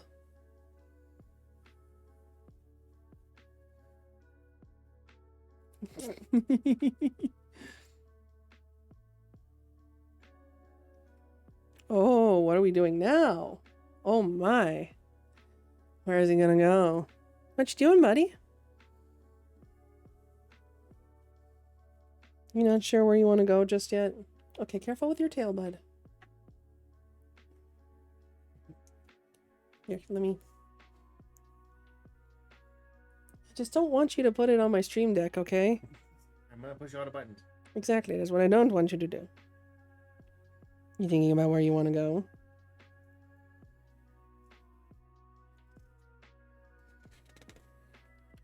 Well, here, what if I turn the page?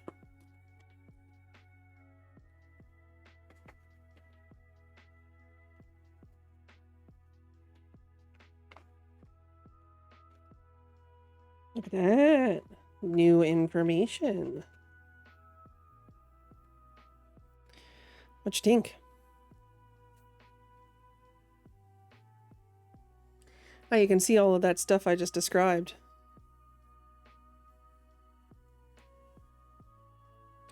Careful with that tail, buddy.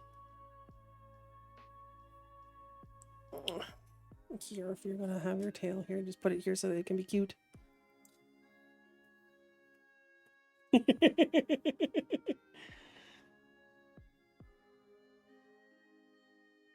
But yeah, you can see the actual injuries, like what they were talking about. Most of these little marks are apparently predation marks, but the ones that were deadly is one to the neck and one to the back here that would have punctured a lung. He's investigating.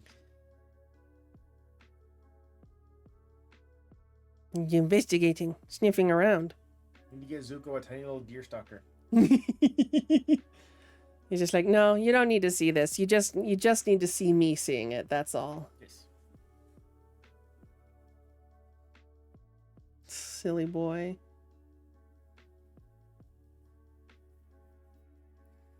Where are you gonna go? It's like, now that I've made it clear that he's allowed on my desk, I think he likes this. He's just gonna live here now. Yeah, but you cannot have the tea. What? Because I can't have it, so I want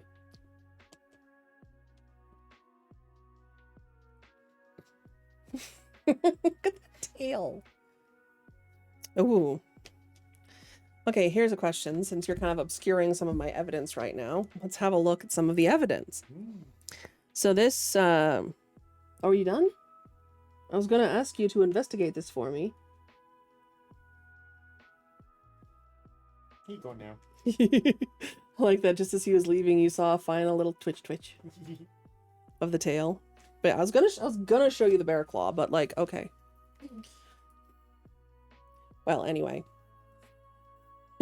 Back to the boring old mystery. Oh, we had a break. Okay. So like, the most important thing about there though is that hopefully Zelgron was watching so that I can express to him of just like, okay, look. This is my son and I love him. Yes. I just need to keep reminding you that. I know you see it like every night, but this is my son and I love him. And I want to try and train him to get back onto my desk a little bit more because I sometimes want the company. All right. Sensible things. Sensible things. So, scavenging injury on the right arm. Non-fatal. Scavenging injury on the left arm. Not fatal. Scavenging injuries to the legs. So that's what's going on here.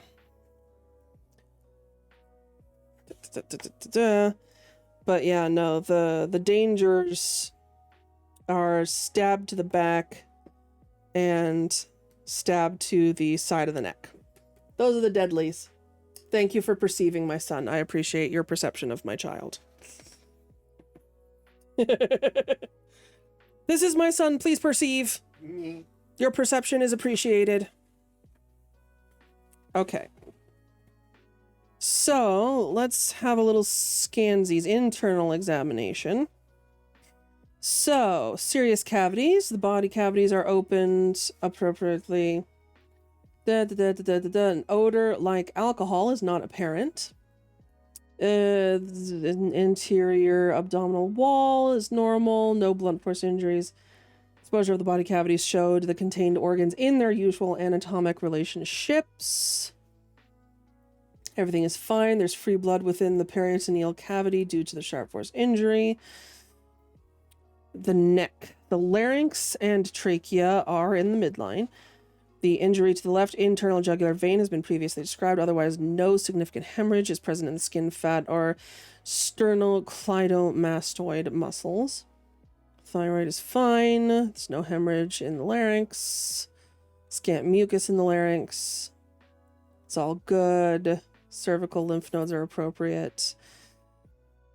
Cardiovascular, heart is normal weight, normal position.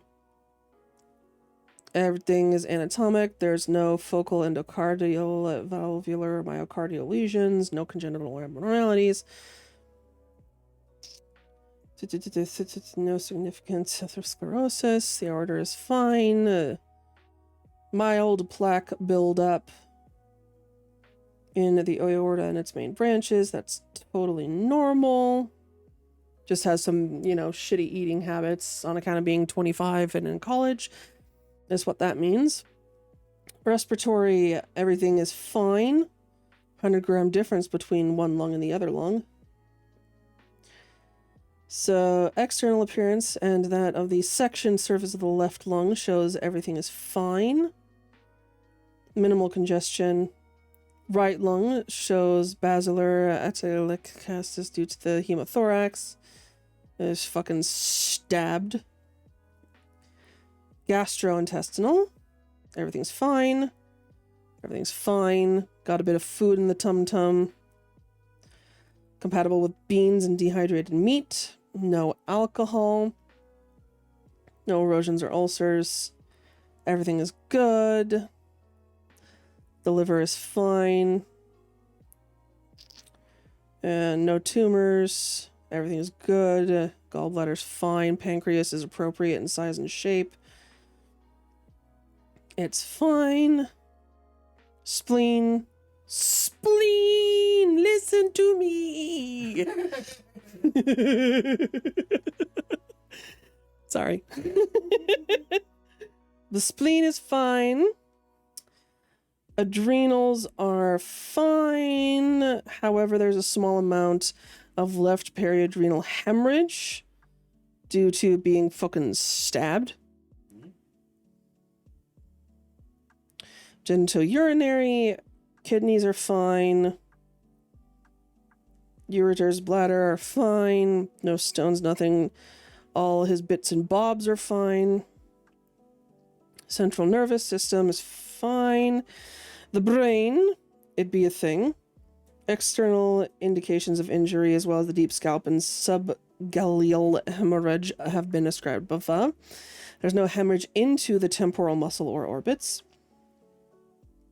No fractures of the bones of the calvarium and base of the skull. Pituitary is fine. Cerebral and cerebellar hemispheres are symmetrical. Everything's fine. Major vessels have usual distribution. Cranial nerves are fine. On serial coronal sectioning, there's no evidence of contusion or edema hemorrhage. There's no evidence of tumor, atrophy, infection, or infarction in the cerebellum and brainstem. So basically, while he was definitely hit on the head, it wasn't very hard. So, firearms examination, none. Toxicology, brain and liver, nothing for chemical, nothing for culture. Histopathology, everything is fine.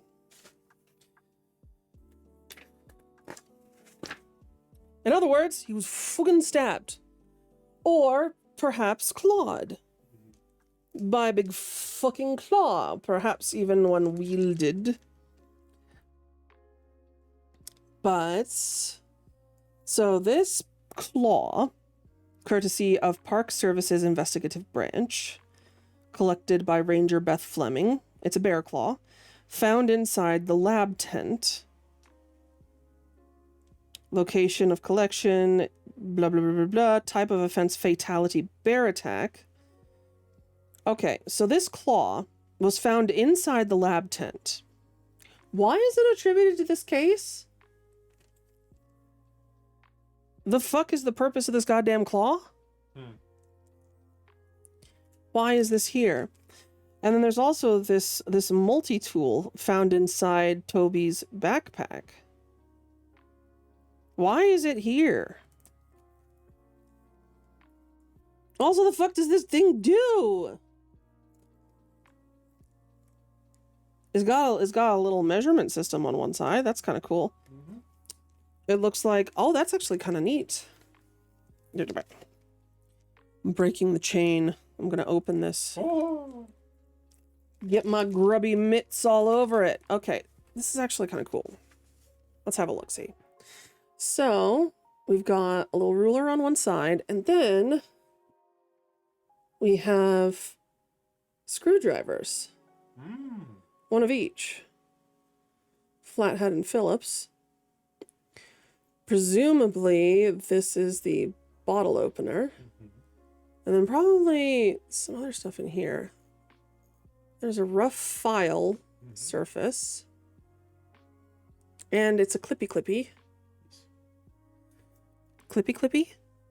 Oh, very stiffy clippy.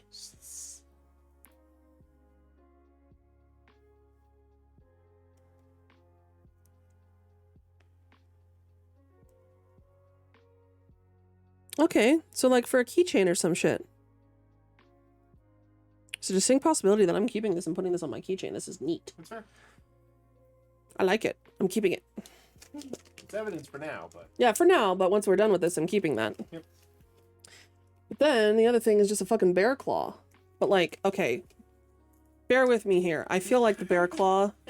Bear with me. I feel like the bear claw is probably the murder weapon. Just on account of... Because of the way that you can hold it. Like, you curve right there. And then you hold it like that. What about how deep were the injuries? 1 to 2 inches. Okay. So, yeah. Bear claw. Could be. Fake bear claw, but bear claw. Of course. Very cheaply made plastic fake bear claw, but bear claw. Bear claw. But yeah, there's a bunch of different ways that you could hold this and get like a really good. But I've seen it used before in that sense. Where you can kind of pin it between your fingers like that without this knuckle getting too high. But then you have significant, like you've got a little bit of side-to-side flexibility, but not too much. You're holding it really firmly. So you're not going to lose your weapon. It's the same principle as using keys as a weapon. Whammons are taught these things, you see. Okay. Okay. We've really got to fold this. All the professionals do it anyway. Because I want to be able to look at this. So...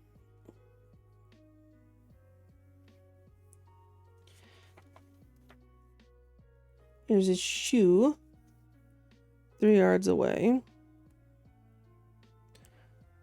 Displaced soil and matted grass. There's a cave 7 yards away. Shredded granola bar wrapper. There's his broken camera. His backpack. His backpack contained his wallet, his lanyard and keychain, walkie-talkie, multi-tool, compass, camera lens, wildlife guard, region map. Flashlight was 2 yards away. Bear tracks near the body and throughout the surrounding area. So yeah, it does make sense why they would really be going like, oh, bear attack.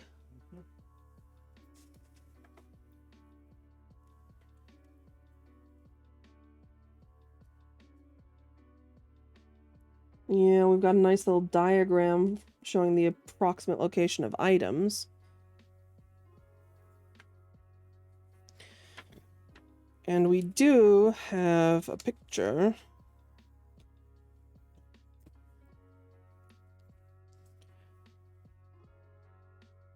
Which does seem to match. Mm-hmm.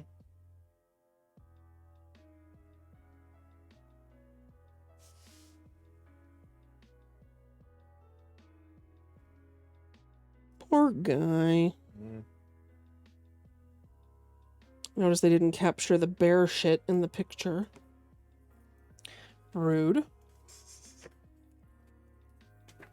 Okay.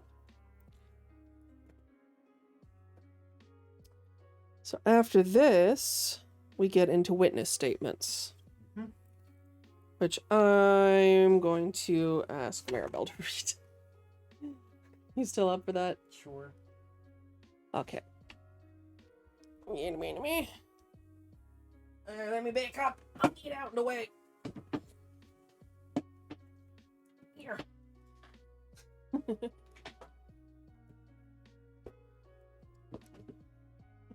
As far as I can go, I'm sorry. Okay. So, sorry, I have to pull it a little off camera to read it because I can't get all the way up to the desk. Okay. So at Moon Summit National Park, case number whatever, date reported, 8:30, called in at 12:32 a.m. This is the incident report. There's a fatality from a bear attack. Region 3A near Echo Cavern. Written by Ranger Beth Fleming on August 30th, 2018 at 12:32 a.m. The ranger station received radio transmission from Mr. Russell Tudlick, a member of the Whitlock University expedition team. He communicated that a fellow expedition member, Mr. Toby Mendia? I've been saying Mendia. Mendia, had been missing for several hours. We assembled a search team consisting of myself, Ranger Lou Larson, and Ranger Evelyn Porter. We left the station and began our hike at 12:53 a.m. Ranger Vic Murphy remained behind at the station as a point of contact and in case of emergency. We arrived at the expedition camp in Region 3A at 3:08 a.m. There were no other rangers on duty at the time. After we met the team, Mr. Tudlick explained the situation. After finishing dinner around 9 p.m. on August 29th, 2018, the team had free time before they were expected to turn in at 11 p.m. At 11 p.m., Mr. Mendia was the only member not present at camp. The team waited for Mr. Mendia to return to camp and periodically attempted to contact him over walkie-talkie, but they received no response. At 12 a.m., they began searching for Mr. Mendia in the surrounding area, starting southeast of the camp. Due to darkness and rough terrain, the team halted their search and contacted us for aid. Mr. Tudlick's account of the situation was accurate according to the rest of the expedition team. At 3:24 a.m., we began an outward spiral ground search of Region 3A using the camp as a central location. The expedition members also assisted in the search. We found several items scattered throughout the region during our search, including a hiking medallion, a compass, and a signal mirror. The owners of these items were not confirmed. The locations where these items were found are referenced in the related incident sketch and region diagram, which we were just looking at. Ye- That's this. At 6:05 a.m., a body later confirmed to be Mr. Mendia was found 7 yards from the entrance of Echo Cavern. The body was face down, wearing a torn and bloody jacket. I secured the scene while Ranger Larson and Ranger Porter scanned the area for signs of wildlife. When the area was pronounced to be clear, I confirmed the body had no pulse. I observed early signs of lividity and the appearance of animal-induced wounds across the neck, back, arms, and thigh. The size and pattern of the wounds indicated a fatal bear attack. An impression line in the dirt suggested the body had been dragged toward the cave entrance post-mortem. Bear tracks and bear scat were found in the immediate area. About 2 yards from the body, there was a destroyed camera, shredded granola bar wrapper, flashlight, and backpack. After recovery, the contents of the backpack were revealed. A wallet, lanyard and attached keychain, multi-tool, camera lens, compass, Moon Summit Wildlife Guide, Moon Summit Region 3A map, and functional walkie-talkie. At 6:19 a.m., I contacted Ranger Murphy at the station via radio and requested emergency services. We briefly discussed the need for a coroner to confirm the death for official records and helicopter support to assist in removal of the body. As we waited for emergency services, Ranger Porter escorted the expedition team away from the scene. I began collecting physical evidence and photographs of the body. Ranger Larson began a sketch of the body for the related incident sketch and region diagram. At 8:11 a.m., a removal team and coroner arrived via helicopter from Anchorage General Hospital. Mr. Calvin Ballard, Anchorage County Deputy Coroner, confirmed death at the scene. The body was then transported to Anchorage General Hospital for autopsy. The investigation of the area concluded at 8:53 a.m. on August 30th, 2018. After the area was cleared, the expedition team members were escorted to the ranger station to complete written statements as a supplement to the investigation. Conclusion: the following is an assumption based on the physical evidence and supporting interviews. On August 29th, 2018, Mr. Toby Mendia left the expedition camp sometime after 9 p.m. to take night photographs near Echo Cavern. While laying on the ground to take a photograph, he was attacked by a bear and suffered fatal wounds. His time of death was between 9 p.m. and 11 p.m. Submitted by Ranger Beth Fleming. So that was the incident report. We already looked at the pictures. Whoa. And now we got statements. How many statements do we have? Excuse me. Rude. Gonna try to escape. I'm watching you. Okay. We got 1, and 2, and 3, and 4, and 5. Oh dear. Okay. I can take the short ones. Would you like me to take the first two? The shortest ones are the second and third one, so I'll read the first one. Okay. Yeah. Okay. Oh. Who's first? This is from Rusty Tudlick. Poor Rusty, the local boy. Yes, the one who didn't want to be there. Or at least he looked like he didn't want to be there. Okay. In your best words, please describe the who, what, where, when, and how.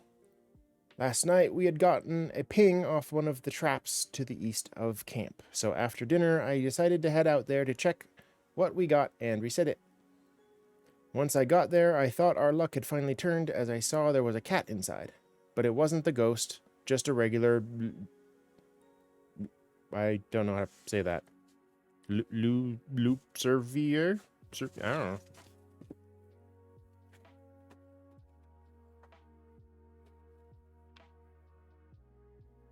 Getting R's opinion. Yeah, Luz Servier. What she said. I think it's just a bobcat. Yep.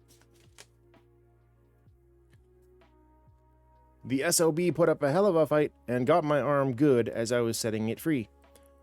I made it back to camp and wrapped up my arm. Before turning in for the night, I always check to see if everyone's accounted for. I shared a tent with Toby, and he wasn't there.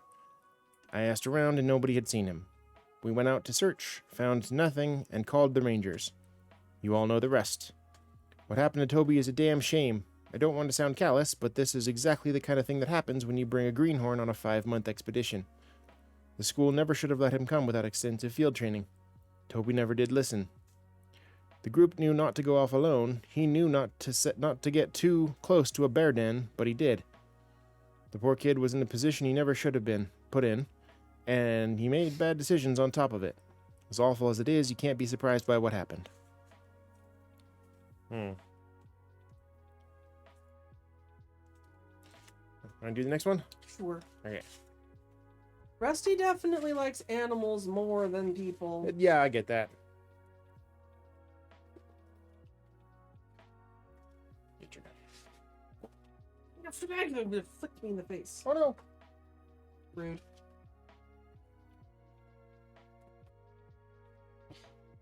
Hockey ducky. So, who dis? Lillian Walker.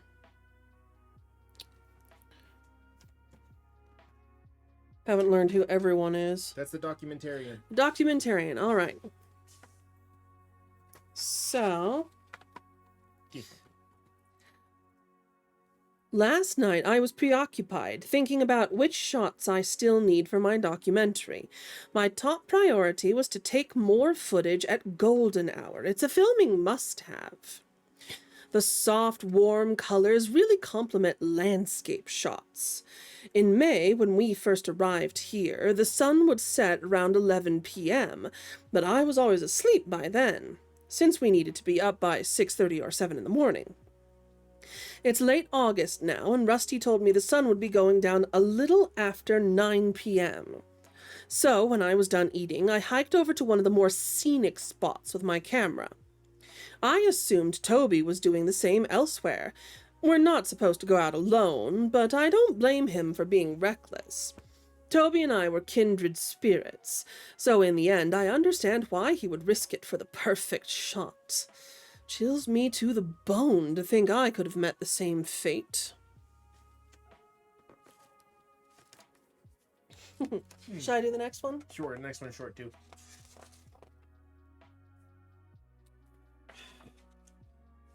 Okie dokie. Who have we got here? Emma Marie Clarkson. Field researcher. The one who gets bossed around by the biologist. Yes. We ate dinner together at 8:30, and nothing seemed unusual. Toby didn't say anything about wanting to go outside camp. After dinner, we usually have some downtime before checking in for the night. Rusty wanted to check on a trap, and I wanted to go with him. It was around 11 that we were all back together at camp, except Toby. Rusty didn't want to split up the group again, so we went looking for him together. Apparently, there was an eagle nest Toby wanted to photograph in the southeast, so we searched that way. We weren't having any luck on our own, so Rusty called the ranger station, probably midnight. It was maybe 2 to 3 hours from then that the rangers got to us. We were all a wreck by that point. We still are. So wait, you wanted to go with Rusty, but you didn't. Why not? Yeah.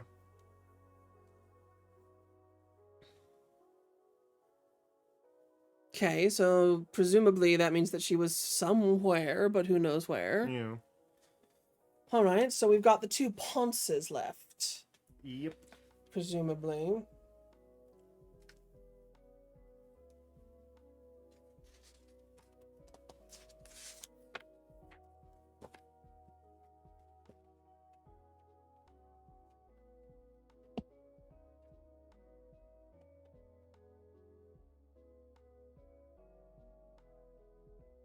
All right. Conrad Wildingham. That's the guy in charge.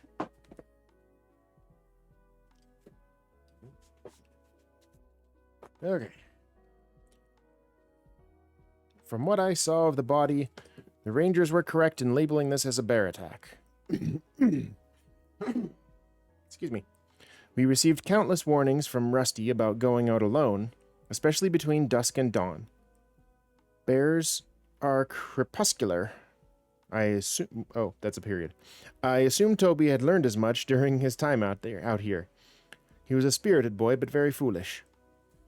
As far as my night went, I retired to my shared tent after dinner and did a bit of journaling. That's what that word is. It's all in their different handwritings. It's interesting. Did a bit of journaling to recount the day. Then I spent an hour or so stretching, per my nightly routine. I've had this routine for many years, and it's been serving me well during this strenuous trip. Around 11, that's what that says. Around 11, I heard members of the team start to return to camp and get ready to turn in. Rusty was concerned that Toby hadn't returned and asked if anyone had been with him after dinner. I suggested we start a search right away, but it took an hour of debate before we actually set off. We received no reply when trying to contact Toby's walkie-talkie, so I suggested starting our search in the immediate area to the southeast. I had seen Toby take interest in an eagle nest in that area as of late. When the search proved too difficult, we called the Rangers. It's shameful to think that Toby might have been out there alone while we were busy squabbling amongst ourselves. Interesting. Squabbling. Yeah. It took him an hour to figure out to decide what to do when he was missing. Wow. Rude. Yep. And finally, the worst handwriting. Well, not worst necessarily, just skinniest and hardest to read. From Nigel Ricci. This guy. Do you need me to take it? I can try. I'm afraid I won't be of much help in this matter. I spent the entire evening at camp, but I'll provide you with the details I remember from last night. Toby was with us for dinner. He seemed to be his normal chipper self. Some members of our expedition found his attitude annoying, but personally I enjoyed his youthful exuberance. After the group meal, I adjourned to the technology tent for the evening. I needed to compile another report for the university. I would have rather done so from the comfort of my own cot, but I had no interest in being distracted by Conrad's blasted nightly exercise regime. I was able to get an hour or so of work done before I heard rustling sounds coming from another tent. I expect it was Conrad making a desperate effort to prevent his body from becoming as feeble as his scientific integrity. Ooh. Academic burn. Damn. I put on a set of headphones to drown out the noise and resumed my work. I went to turn in around 11. Thankfully, Conrad was already in bed, so I could carry out my dental hygiene process in peace. These very important details. I was in the middle of my second flossing pass when Rusty informed us Toby wasn't in camp. Conrad jumped to organize a search party. I suggested we leave the matters to the Rangers, but Rusty and Conrad insisted on starting the search immediately. Our frantic group did the best we could, but as you know, we proved ineffective. I don't know what Toby thought he was doing, going off on his own like that. It was terrible to see what the creatures did to him. And then he wrote something and scratched it out. It looks like it says all of that blood and those bites, and it looks like it just stops there. But all that's scratched out here. Is it scratched out? He was very upset. Yes. And that's it. Woohoo! We read the things. There was one little thing I wanted to look at. Oh, their addresses are blacked out for everybody.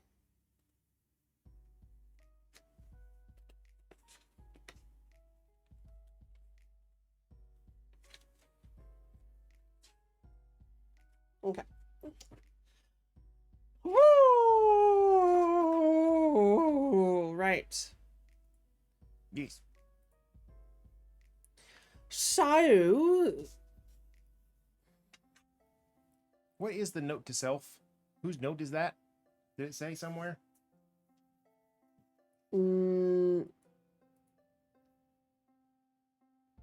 no, I think it's Michelle's note to self.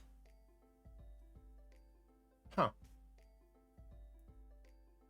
Interesting. Clean desk, have a gin and tonic. Turn on the radio, have another gin and tonic, stretch for 30 minutes, take a walk and run, read something that does not relate to the case or require extra brain power, and sleep by 1 a.m. Please. Okay. Because, yeah, at this point in time, what we are going to be doing now is looking here. That's why it's like, whose note to self is this? Okay, so it seems like the big thing is the university portal, which we have the username and password there. Excuse me. Let's see. Let me make this look nice. There we go. Nice and borderless. Yes. Okay. What happens if I check everything? Like, I cleaned my desk. I had a gin and tonic. I turned on the radio. I had another gin and tonic. I stretched for 30 minutes. I took a walk or a run. I read something, and I went to sleep. Good job. I did it. All right, university portal. All right. So the username is a Takahashi, and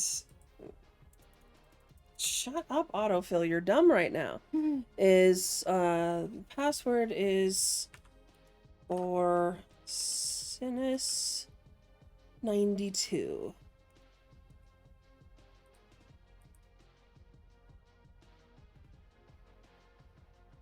Okay, it did work. Yes. Okie dokie.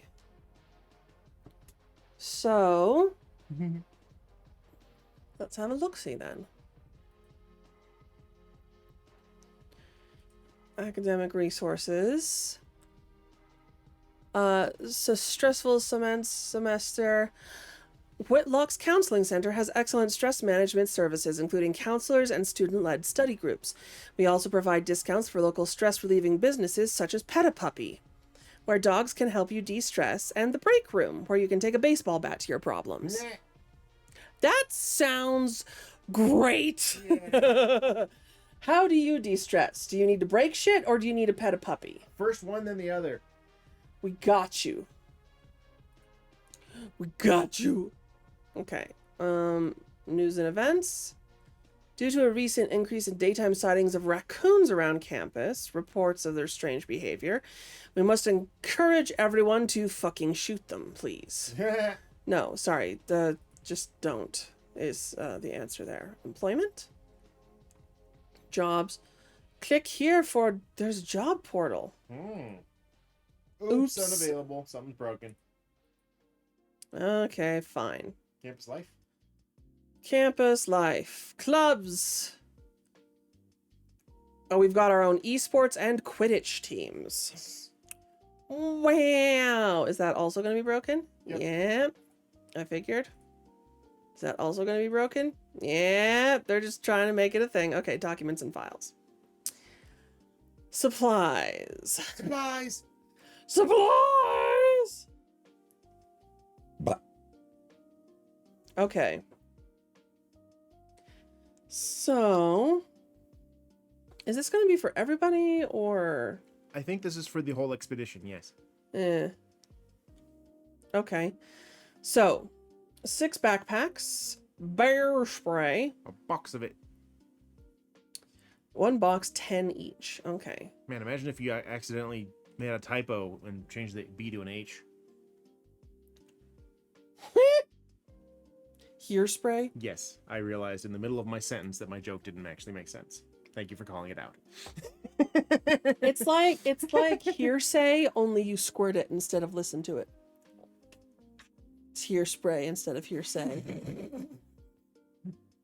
Or maybe that's when someone's whispering the secrets to you, but they're like spitting in your ear a Right, lot. yeah, as I say, that's when it gets squirts in your ear. Oh, it's getting weird. What were we Squirt in doing? your ear.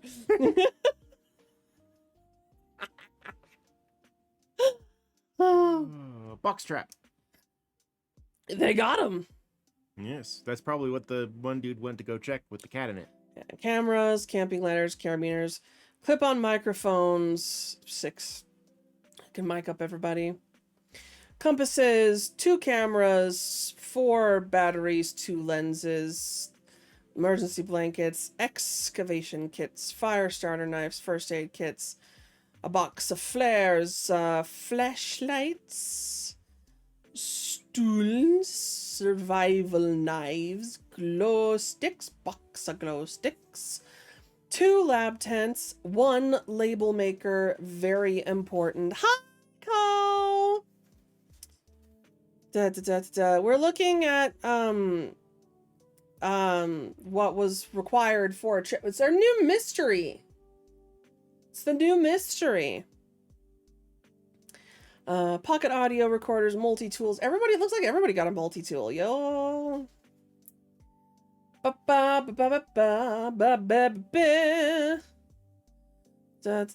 camera, pocket knife, portable scale, printer paper. Wow, they took a whole ass printer with them. Wireless, compatible with laptops. Yes. Oh, part of this thing is apparently there's a cord cutter. Oh yeah. Is that what the... Some part of this is a cord cutter? What part's the cord cutter? Is it the file? Mm.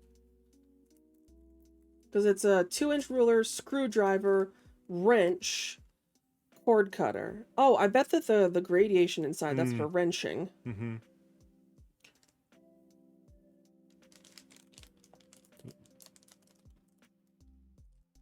I'm gonna pull it out.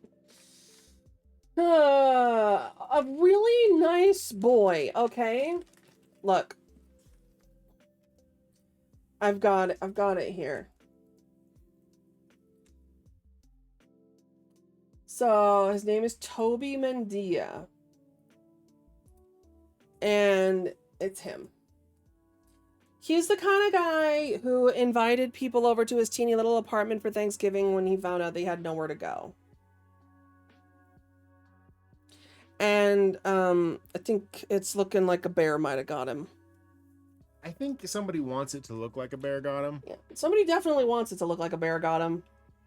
Because one thing I was looking at, Ara, Yes. the injury on his neck, that's assumed to be the fatal wound, is 5 inches deep Oh. and 1.5 inches in length.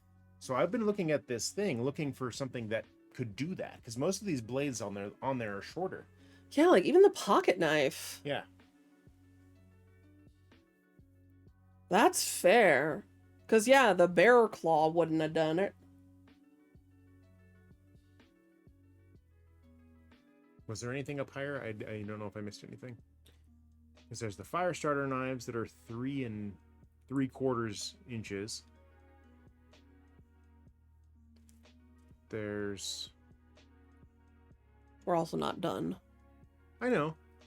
There's the folding survival knife that's 3.5 inches. And we need something that's at least 5 inches. Yeah. That's what she said. I know, that's average. A very respectable size. Mm.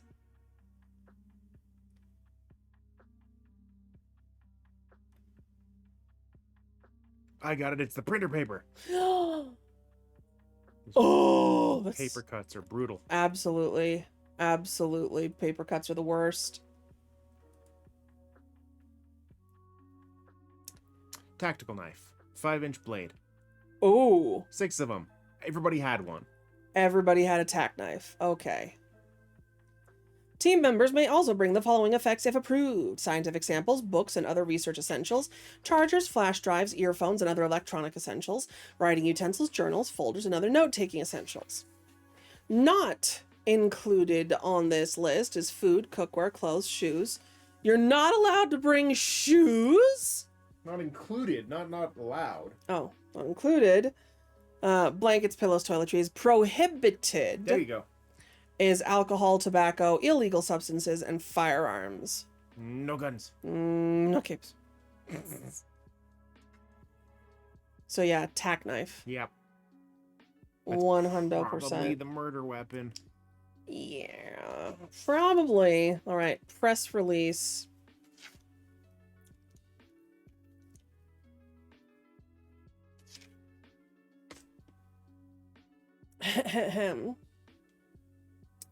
The Whitlock University administration is deeply saddened to announce the untimely passing of Toby Mendia, a graduate student in Whitlock's photography program.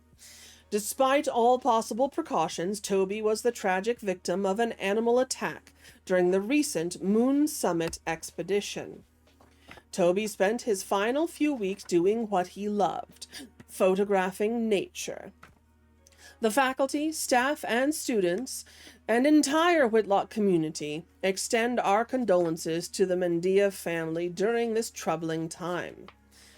The Moon Summit expedition has been indefinitely suspended to allow the team members, led by Dr. Conrad Wildingham, time to grieve and process the tragedy that befell their friend and co-worker. Toby was a brilliant grad student, and the entire Whitlock community is less without him, said Professor Janet Fredericks, Toby's graduate advisor. Free grief counseling will be offered in the Student Resource Building from 9 a.m. to 5 p.m. through September 14th. Ami Takahashi, friend of the deceased, will be leading a candlelit vigil outside of the Whitlock Field House on September 3rd at 8 p.m. All are welcome to attend. Yep. So I think we figured out what the murder weapon was. Yeah. Especially considering I looked back at the little wildlife guide thing. According to this, which is, the information that we are assuming is true, grizzly bear claws can range from 2 to 4 inches. Yeah, so 5 inches is not gonna do it. And black bears are smaller. That's what she said. All right, so tactical knife. Yep. Hockey dokie then. Let's go ahead and see what happens. When I put that in to the email Yes. to Michelle Gray, and I'm supposed to put it in the subject, right? Oh,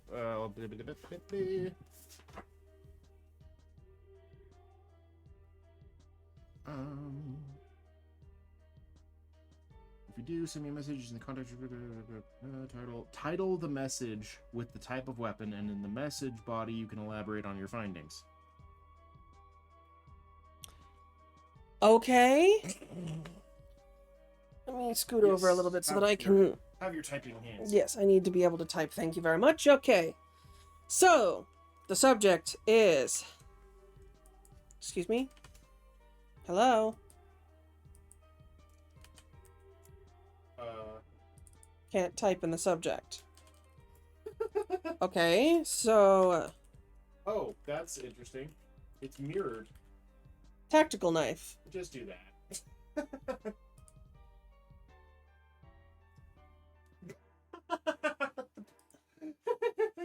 Oh my god. Silly browser. Yes. I think you're right about the murder weapon. Out of all the possibilities, it had to have been the tactical knife. All the fatal wounds on Toby's body were 5 inches deep, and the tactical knife has a 5-inch blade. The expedition supply list Ami uploaded to her account lists several other potential weapons, but none of them could have made stab wounds that deep. According to the autopsy, the non-fatal wounds were indicative of animal scavenging behavior, but the fatal wounds had no such indication.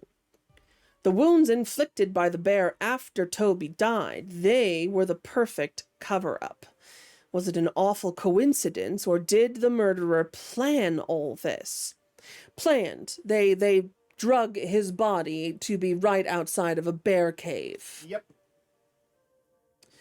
I'll let Ami know what you've uncovered and ask her to dig up some more materials from the university archive. In the meantime, I'll think about how we can proceed from here. Expect a new assignment in my next letter. We'll be approaching this as a murder case from now on. Great work, investigator. That's us. We are Biscuits and Buns, the new investigative agency. I'm curious what happens, because there was the alternative if we didn't find anything, title it nothing found. What would happen if I did that? Yeah.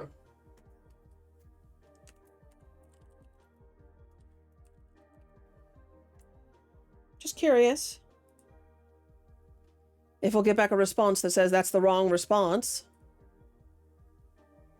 Oh, no, it's just advice. Yep.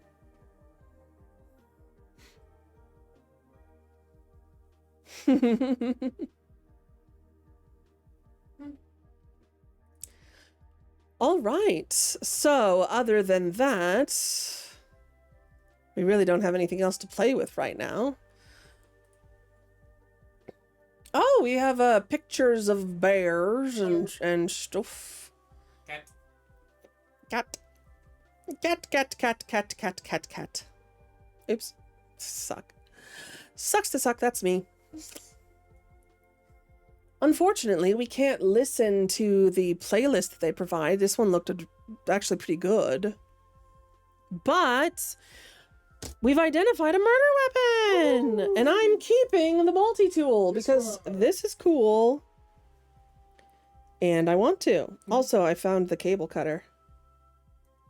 There's the little. It's the little divot. Yeah, one side is. Yeah, I see it now. One side's actually sharpened. Yep. But yeah, this is a very nice, small, compact little multi-tool. So I'm going to steal this and put this on my keychain. And no one can stop me. Bam, bam, bam, bam, bam, bam. All right. Well, with at least a little bit of distraction from a cat, for which I will not apologize. Very welcome distraction. Very welcome distraction. This is us finishing off episode 1, box 1 out of 6 of the Moon Summit Mystery. Who killed Toby Mendia, the photographer who was so nice? Mm-hmm. We must solve this murder of this sweet, sweet boy. Yes. Because it was not the bear. No. It was Moiter! Dun, dun, dun. Anyway. This is Biscuits and Buns, detective agency, signing off for the night. Because yes, we are Biscuits and Buns for this adventure. We will be back next Monday with another installment. And until then, I'll probably see you all again tomorrow for the usual shenanigans. So, thank you so much for hanging out with us. We love all your faces. And I will see you later. Good night.